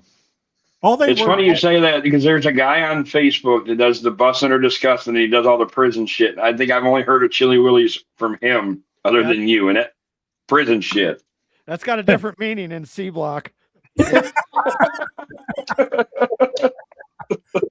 right, I'll go. Yeah, I would have to agree with Deez and Shane on this. School lunches, man. School lunches were the stuff back in the 80s growing up. Going there with your lunch card. They had their breaded pork chops that were there. Their instant mashed potatoes with either the snot green gravy. Their turkey lunch was good. Their Wolverine burgers or Pioneer burgers or whatever burgers, they were made out of soy meat. I mean, there was one grade school lunch though that absolutely tops the list of the worst all time. What's that? Baked chicken. That stuff looked like they went and scooped up a fucking crow in the street and threw it on a tray. It was just absolutely horrible. All right, Adam, you. This will bring back memories for you guys. Is the back in the day, the old WWE action figures and the ring, and you would use that goddamn laundry basket as your steel cage. Yep. I had that ring. And it's funny because our buddy Ryan actually just found one on eBay and he refurbished it and he's got his figures and he's doing like a little project with it. So I can't wait to see when it's all said and done. My roster not only had WWE figures, but He-Man, G.I. Joe, like Ninja Turtles, anything. The fucking Super Friends, all of them. And the bad thing is like if you remember too, like when we were growing up, they had those big rubber ones that you could damn near knock somebody out with, but they didn't fucking move. Like Andre the Giant. Yeah, those sucked. When they came out with the 6-inch like posables. Yes. Until you broke the wire inside and then Hogan's arm just flopped. So his leg drops and his leg breaks. Yeah. Adam, if you had old wrestling figures, we were at a toy show a couple months ago and the guy had the complete line of old AWA figures. Did he really? Yeah, the Freebirds, all of them. What was he charging? He had them separate, but like for the Freebirds, he wanted like $75. The Road Warriors were about the same, I think. But then like the Jimmy Garvin, Steven Regal pack was like $40. I mean, but did the Road Warriors have their spikes or no? No, they didn't have any, but they had the tag belts.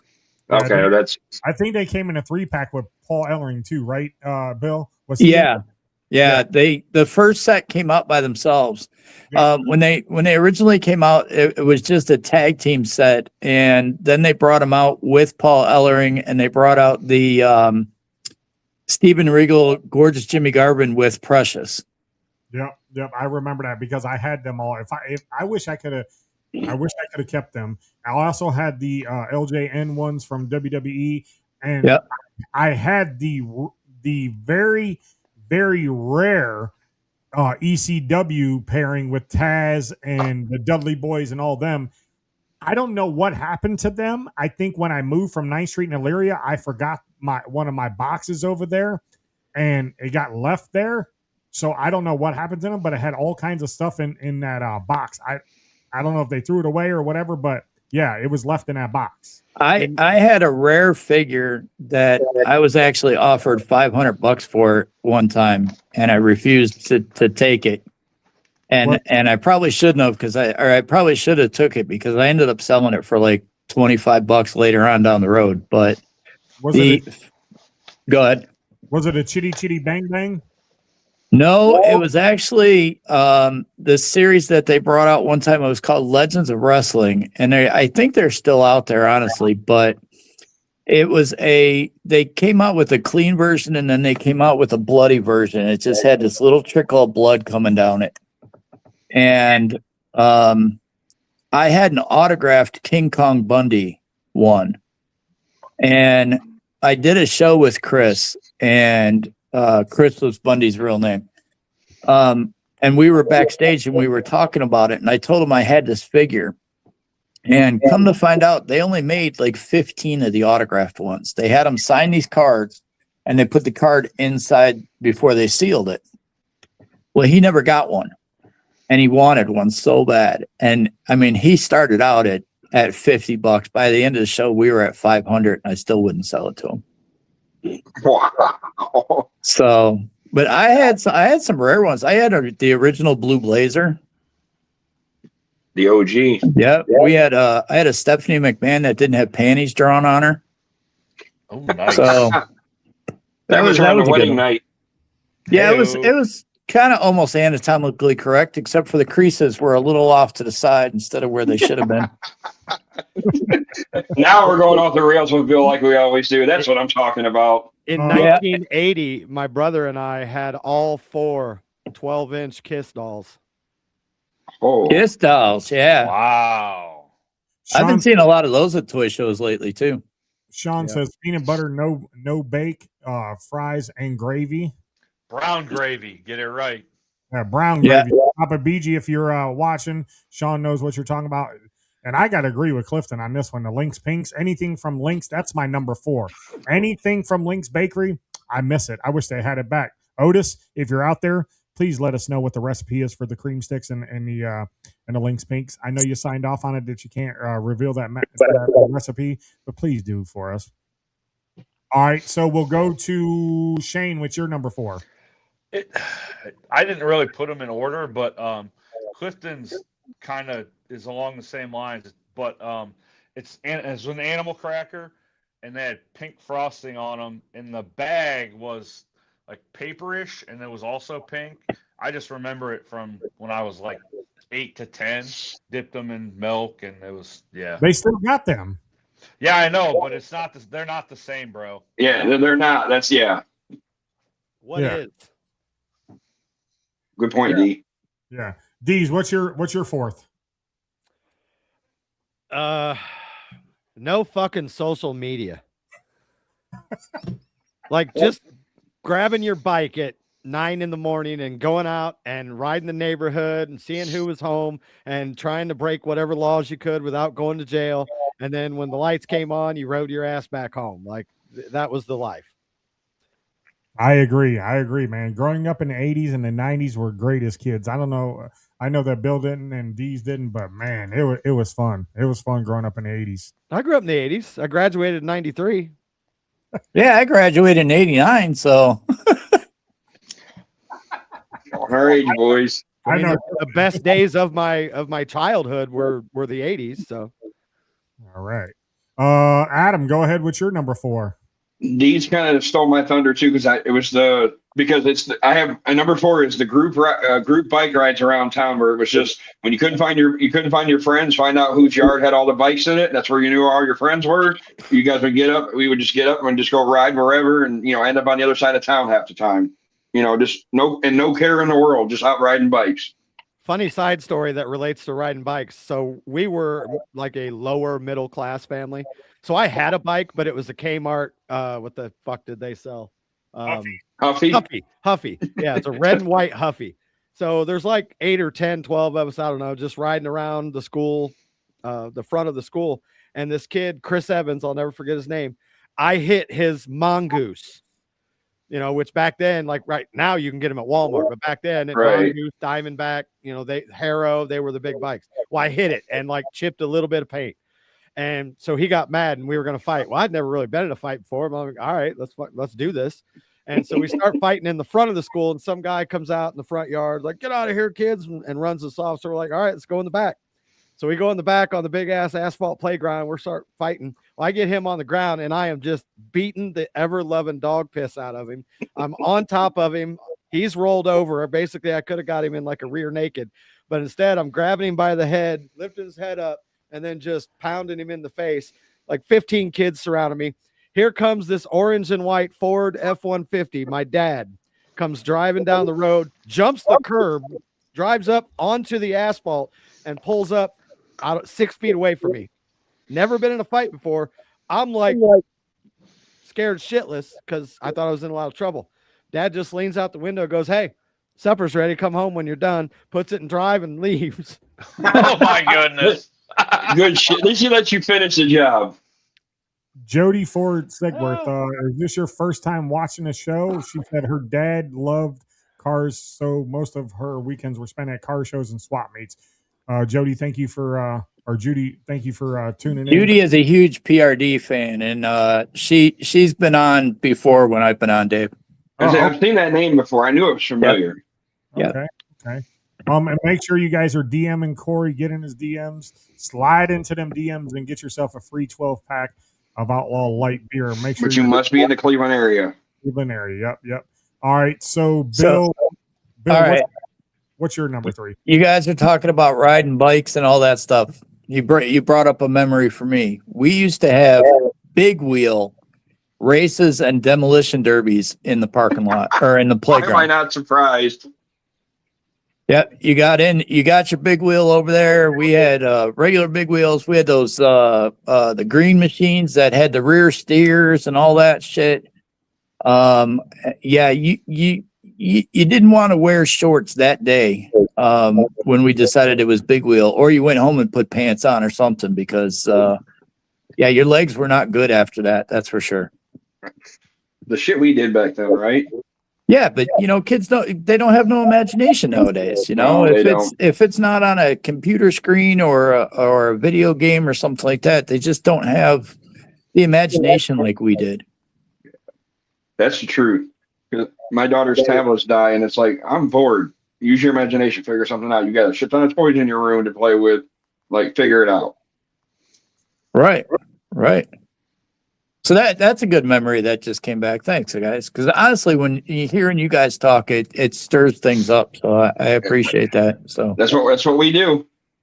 yeah, I can remember all the time, man. We had a squared fenced-in playground across the street from where we lived at, and we'd all meet over there. And we didn't care if you were a girl or a boy. You brought your big wheel over, and I mean, we would literally spend hours over there, and then it would turn into a demolition derby by the end of the day. I never thought of that as a kid. Which is probably a good thing. Oh yeah, it's just like I said, you didn't want to have on shorts or anything else. It was bad enough you get the tire marks when you had on long pants, but Right. it was so much Who's up, better Dave? then. What's up? Who's up, you? Yeah. So what are we on? Number 3? Yes, sir. This is about bikes too, gathering in neighborhood kids, going in the woods, riding on the trails and jumping ramps back there, and just hanging out in the woods all the time, man, and riding back by the ponds and, taking chances when you're like 10 or 11 years old to try and you can jump the farthest, and you mess up your bike rims, and, you may land on your seats or flip over your handlebars, but taking them chances. And also, the neighborhood kids together to play basketball, football, and baseball. I mean, them were fun times, man. I wish we could go back to them for one day. And I loved it, man. I loved it. Like I said, Yeah, no kidding. it's just, I don't know. Kids nowadays can't experience what we had. I mean, technically, you could go back to doing that for one day because that's probably all you're going to survive because you're going to fucking die the first time you flip that bike over and break 37 bones. I can remember what Dave's talking about, working with the jumping the ramps and putting the ramp up on tires and everything else and seeing how far you could go, or Plywood What? and cinder blocks. yeah, cinder blocks. Dirt hills, whatever you could find. Milk crates. Them fuckers still hurt. The hood of a Pinto, doesn't matter. Unloosening someone's front wheel so it falls off when they jump. Now that's fun. Oh, I don't think I could do that. And to do it to a chick of all things, you asshole. Hey, I didn't do that by myself. Somebody else did that. I just stood covered. Guilty by association. Guilty by association, yes. Who are we up to next? Me. Okay, go ahead, Adam. The only reason I'm bringing it, and before you sick fucks, because when I say this name, you're gonna go down the wrong path. Epstein. No, is P. Diddy. Sweet Cream Donut Shop. My mom used to work there. They were like the only, them and Links were the two donut shops in town, right? Yep, Lynx was better. Yeah, bullshit. Clifton. Okay, Links might have been better, but Sweet Cream Donuts when I would go were free. So that's why, but I miss going up there and like if I needed money or something, Mom would let us help make donuts or something for the night and make like $20-$30 to go out and go cosmic bowling for the night or whatever, Papa BG. I always knew Adam liked sweet cream. See, I told you. Here we go. He does like sweet. I guess sweet's better than salty, right? Well, yeah, I guess. A lot of pineapple juice. Never fails before we go off the rails. Baby claps and saltine crackers. All right, All right. Shayna, what you got? Yeah, Shane, what you got? So childhood memory that I kind of miss sometimes when I think back on it is me and my brother playing in the backyard, and I'll be very honest, I am surprised I have not seriously injured my brother while we played like sports together in the backyard. I have 3 times in our childhood hit my brother with a ball of sorts in the backyard. I hit a golf ball off his forehead on accident because he didn't get out of the way.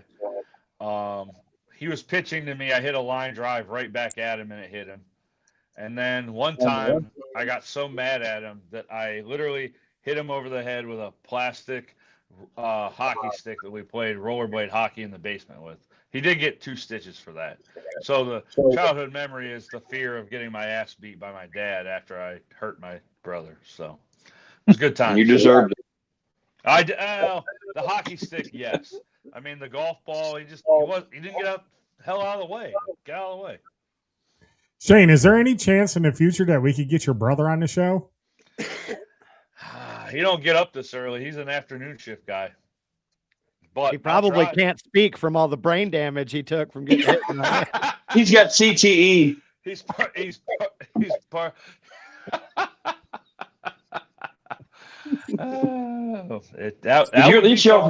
I'll try my best. Did you at least yell 4 when you hit it before it hit him in the forehead? No. Why would I do that? Because I didn't know Catch, where I was bitch. going. Oh, my. Good times. Remember, the top 5 is brought to you by Roy Lowe Motorsports. So thank you, Roy, for stepping up and Yes, thank you again, Roy. sponsoring us for that. Top 5 sponsored by Roy Lowe and his crew over there at the number 19 Motorsports. Go ahead, Adam. Are we going to go with number 2? Yep, number 2. All right. Now, Dave can back me up on this because I've also, in this situation, I've almost seen Dave kill somebody here. Is fuck what Cascade has become now, but sledding down the OG sledding hill at Cascade, at 1, 2 in the morning, we probably shouldn't have been there, but there was and stuff like that because the park closed at dusk. And the reason we go sledding to the point where the one year that when we all got into racing, our dumbasses took a fucking Beretta hood and took 6 of us down the fucking hill on a Beretta hood. Wow. Yeah. And let me tell you, my dad worked for the city at the time in Parks and Rec. He was not too happy when he came in the next morning and saw that there was a car part hood and he had to pick it up and throw it away. Because we were not taking that bitch back. Yeah, Adam. Wow. Adam, tell them about my story sliding down the hill. So like it sucked because the hill was so high. Like you would get to the point where most people wouldn't use the fucking steps. There's steps over there for a reason. You know, you're in a fucking live lane basically if you're trying to walk up the hill. Like you're at the mercy of whatever's coming down the hill. Dave is coming down, and I'm walking up. I was walking up like in the middle-ish or whatever, and all I hear is, and we all know Dave's got a very loud voice, big mouth, whatever. And all I hear is move, move, move, move, move. And there's a woman walking her child by the hand up the middle of the hill. Here comes Dave down the hill. Here's the kid upended. Dave flipped this fucking kid from feet over to his. Oh yeah, it happened so fast. I'm like, did that just fucking happen? And like the mom wants to get shitty and start bitching. It's like, hold on, you're in the steps are over here. You weren't walking up the steps. Like that's on you because you're the mercy of you're in a live zone. Wow. Yeah, people. When you're sledding and there's stairs, sometimes some of us, or at that time, some of us were fat and couldn't climb the stairs. But we understand. Just take the stairs, man, and avoid accidents like that. Like she was cussing the whole time. I think I broke his shoulder or something, didn't I? I don't remember. No, I broke Willie Wells' clavicle when we went to 1 year. You broke my clavicle. No, because you would always do the tandem ones where you get like everybody's got a sled and you would just get like the train line going and have like 4 people deep going down the hill. Well, he didn't have a sled. He was a little, I guess he didn't. His family didn't have much money, but we tried to take him out and do things with us because they treated him like shit. So he was like our illegitimate stepbrother. Well, he had this snowboard or half-ass snowboard, whatever you want to call it, and he called it his powder stick. That's what he called it. I don't know why. Wow. So, yeah, we won't get into that. But I had a powder stick back when I worked in the strip clubs every once in a while. I'm sure you did. Different meaning here. But, so we pushed it so we let him go first, and it's one of those things like you'd always try to catch up to your buddies and spin them, do whatever just to make it more fun. Well, as I'm going down, I'm hawking him, like I'm catching him really quick, like I'm moving, and all of a sudden I catch up to him and I go to grab him by his foot, and when I grabbed him by his foot, I think I scared him, so like he started flailing around and he kicked me in the face. So I grabbed his foot and I spun his ass around. But the one part of the bottom of the hill, everybody that's ever sledded a Cascade will tell you, if it's a good snow day, they would always make the ramps at the bottom, and you would never know the ramp was there until you fucking hit it. Well, Willie Wells found out the hard way, and he found it, hit it, and that's when he broke his clavicle. Yeah, so needless to say, I felt bad, but I was pissed because he tried kicking me in the face. Man, and I thought breaking your tailbone sledding was a bad thing. Oh, yeah. Like, I felt so bad. And then his mom was there the one time, and didn't she break her ankle? Yes. So that family just needed to stay away from the sledding hill because they were constantly getting, put on IR from going down the hill. And they weren't on 15-day. They were on injured reserve for the rest of the year. No shit. All right, Shane, what do you got for your number 2? Or did we skip these? Yeah, we skipped these, didn't we? Yeah. I mean, I'm here. I'm ready if he's not. All right, go ahead, Dees. All right, do you guys enjoy a Dairy Queen Blizzard? Yes. Mm-hmm. You're welcome. Those were actually invented in Bloomington, Illinois, which is 2 hours south of Chicago, Dave, you son of a bitch.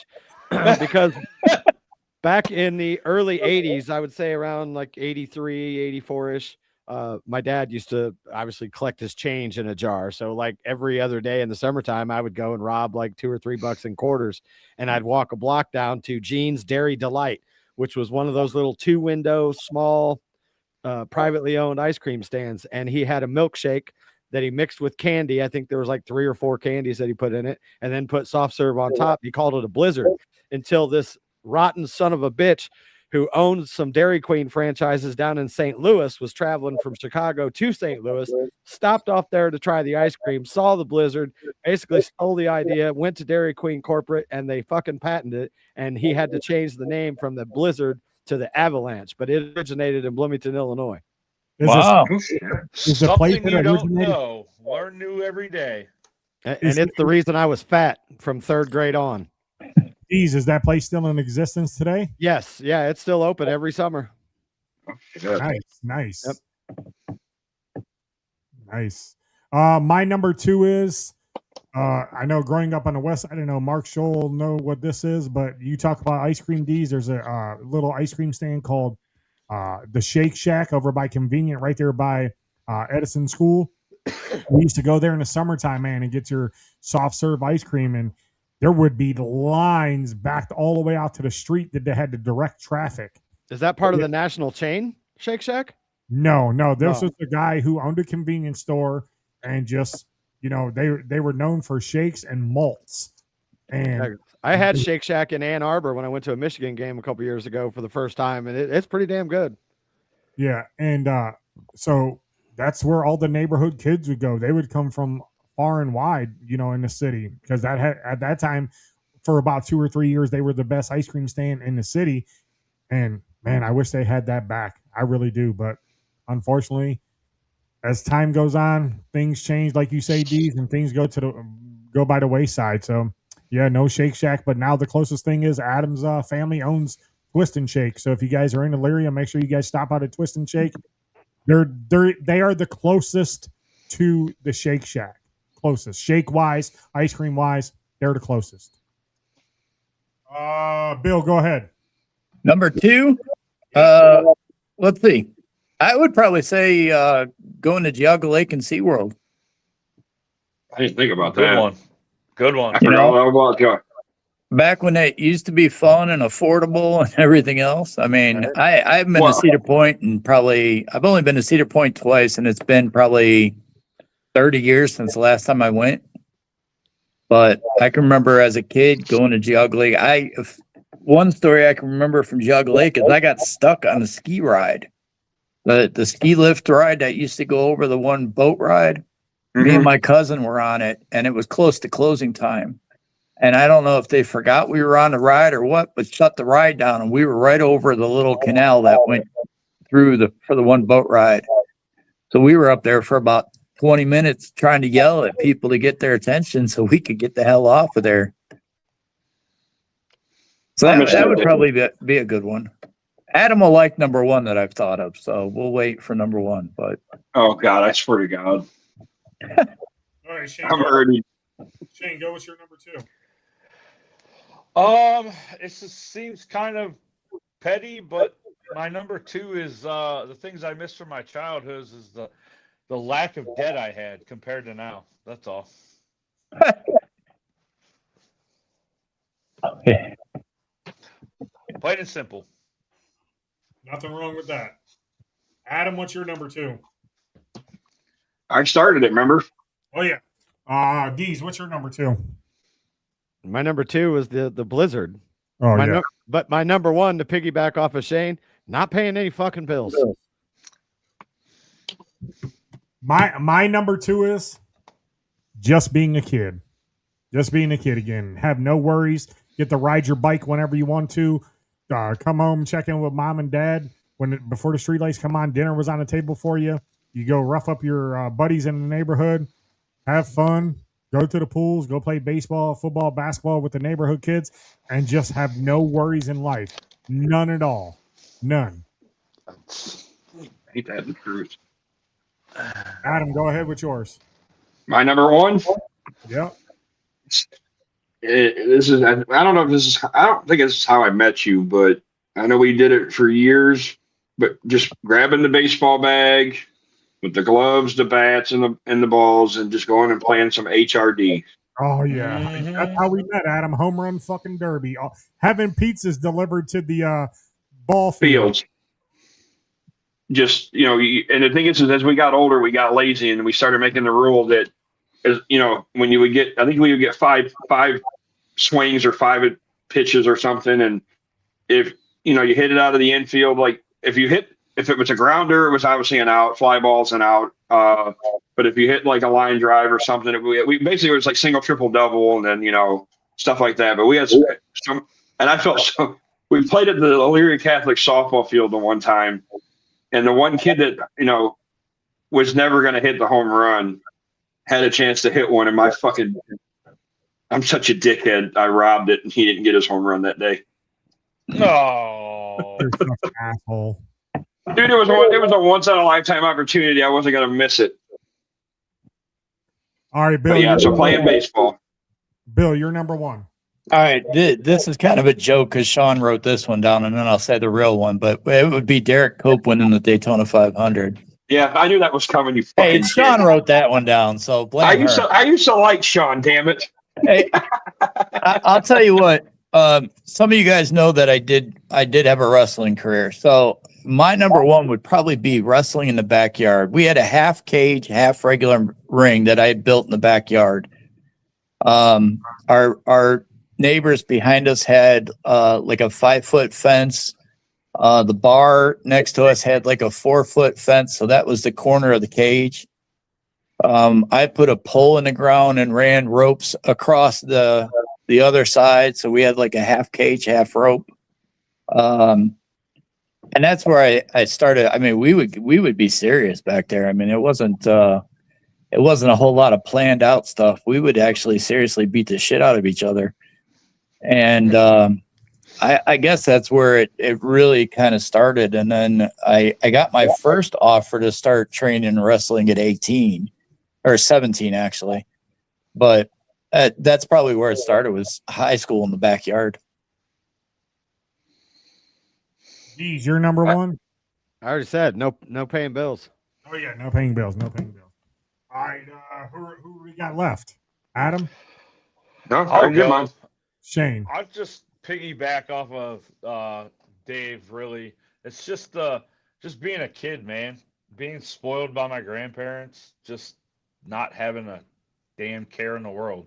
No bedtime, no get up at 5 a.m. to go to work every frickin' day. Like, just simpler Not times, realizing man. the world of shit we were going to have in our 30s, Yeah, 40s, who and said 50s. growing up was cool? Fire Right. them. Well, no, the greatest thing I saw was they said that I've had my free subscription to adulting. I want a refund, or I want to go back. Like, Yeah, I just wanna fuck cancel. this. Yes, Yeah, for sure. I think that's everybody, right? Everybody did Yeah. their. Yeah. All right, so we're in a little bit of overtime here, 12 o'clock hour. Bill, we appreciate you for jumping on, man, taking time out of your schedule today from getting stuff shipped out there with Sean, helping her out. Sean, we thank you for chiming in and watching the show and helping Bill with his list right there real quick. Derek Cope, Daytona 500 winner. That's funny. But Bill, real quick, where can they find you? Where can they get diecast? Roy Lowe's got some questions for you that I'm going to send to you off air, Bill. He's got some Okay. diecast that he wants to try and get rid of or get a price on them or whatever. I'll send them to you. But Bill, where can they find you? Well, we are located at 3645 Lane Road Extension in Perry, Ohio. It's right off of Route 20. You can also find us on Facebook, Pit Road Diecast Family Show and Tell page. We have auctions over there. That's where we do our lives on Saturdays. TikTok is Bill/Pit Road Diecast. And like I said, as we start to expand, everything is updated on our Facebook page. So we're just that's about it right now. And of course, we'll be at the Piston Power Show. We're at some local toy shows and car swap meets coming up. We'll be at Medina at the end of this month. And then we'll be in Medina again February and April. We'll be in Medina. And if you're in the Chicago area, I believe it's the week before the Piston Power Show. So that's like the 21st. We'll be at Will County Fairgrounds in Peatone, Ohio, or Peatone, Illinois, Okay. doing the Chicagoland Racers reunion show again. Well, that's a gamble. So- It could be 70 or it could be 20. Oh yeah. Last year it was snowing and raining, and it was really bad last year when we came up. The year before, I went to check the show out. It was sunny and beautiful, like you said. Chicagoland weather ain't no different than Cleveland. So Yeah, that lake effect. yeah. So that's about it.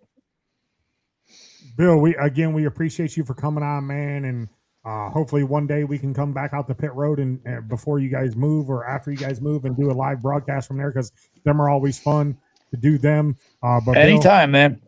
Bill, we appreciate you, man. We appreciate you. Good seeing you like Thanks. always, brother. Thanks, Bill. Anytime, guys. Come on out, man. All Thank you very much, guys. You have a great day. You too. You You too, brother. Mhm. All right, Adam, what you got going on tonight? I think I'm gonna go with my sisters for a little bit, and my niece goes back to OU tomorrow.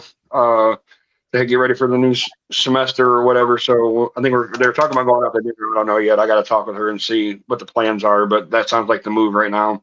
No moose tonight? There ain't nothing going on. There's no reason to go up there, and I'll probably be there tomorrow for the playoff game. So You still got the wing special for tomorrow? until football season's over, all the way up to the Super Bowl. All right, well, hit on that real quick, Adam. 80-cent wings on Sundays. We were only doing. I thought we were just doing it for the Brown season, but I guess we're going to carry it over because it went over so well. I can't remember what we have now. We got teriyaki, buffalo, for the mild, garlic parm, teriyaki, sweet chili, and hot stinging honey are the flavors that we have for the wings. 80 cents a wing. Okay, there you go. There you go. All right, Deez, how about you? I know you're trying to get better, feel better, but you got anything planned for tonight, or are you just going to stay at home and relax? I'm gonna go get in my recliner, kick back, turn the TV on, and then just wish for the relief that death will bring. Shane O'Mac, what you got going on? I'm playing cards tonight. Hopefully, the poker gods are on my side. Where are you playing at, Shane? Can you reveal that or no? It's called the Phoenix Poker Club in Massillon, Ohio. And how does somebody, if they want to, can you still get in? But how does it work? You got to buy in? Or? Tonight's tournament is a $80 buy-in. It is a bounty tournament, which means if you knock somebody out, you get a bounty chip of theirs. The value of it is worth $25. There's unlimited rebuys into the tournament if you get knocked out until the 2-hour mark. And then after the 2-hour mark, you can add on for an optional $40 if you'd like to add on to your stack. And it should be a good time. There was 65 people at the tournament. I won personally. Yeah, last so Saturday. Did I hear that correct? You won. So baby claps everybody for Shane O'Mac, ladies and gentlemen. He is the true winner on Red Line Radio. So make sure you. Thanks, Deez. Appreciate that. Well, kudos to you for winning that tournament, Shane. Thank you. So I'm gonna try to win the next one tonight. So we'll see. All right, poker. there you have it. I ain't played poker, but I'm interested in doing it. Me, I'm probably going to head up the doghouse a little bit later, check out World's End, see what they got, because it'll be my second time seeing them, but their debut at the doghouse. I'll head up there. Other than that, probably just going to watch some football the rest of or early. Make sure you brush off Amy's seat. Already did. Right. Sweet cream, baby. Where do you go from there? Hey, Adam, if you keep sending them 70s pictures, man, I don't know if I can brush it off. I'll stop sending them. Yeah, no, don't Thanks, stop Gene. doing it. You're the best. Oh, go Panthers today. They might not have a chance in hell, but you never know. You play on, any given Saturday, Sunday, whatever. Hey, and then don't forget to catch myself, Deez, and possibly Chipper tomorrow. Steel City Renegades will give you our rundown on our picks for. I'll be in to say fuck Pittsburgh as always. Adam, if you want to jump on tomorrow, you can. If you want to jump on, I'm up early enough. Real quick, Adam, who do you got in the playoff games today? Carolina. I'm going to pick Carolina just because I want them to win. And then who's the other one? Bears and Packers. Yes. They've split the series, did they not? Yeah, but the the Packers absolutely gave that game away the second time. Yeah. I want to say the Bears, but I think the Packers might have it. All right, Deez, who you got real quick? I got both road teams, Rams and Packers. I agree with you, Deez. Rams and Packers. Shane O'Mac, who you got? Rams and go Pack go.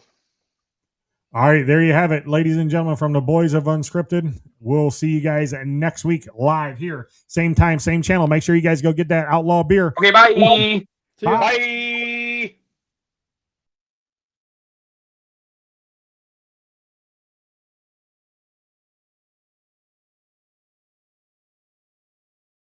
Redline Network introduces our newest partnership, Outlaw Light. Outlaw is crafted for all of the beer drinking patrons of America. They aren't preaching or teaching, their mission plain and simple, to provide a high quality beer at an affordable price. Outlaw is crisp, crushable, refreshing. Available by the case, tall boys, 16-ounce six-packs or singles. Go to outlawbeer.com to find the nearest can or tavern near you. The Red Line Network proudly raises their cans to you. Stay bold, Outlaw.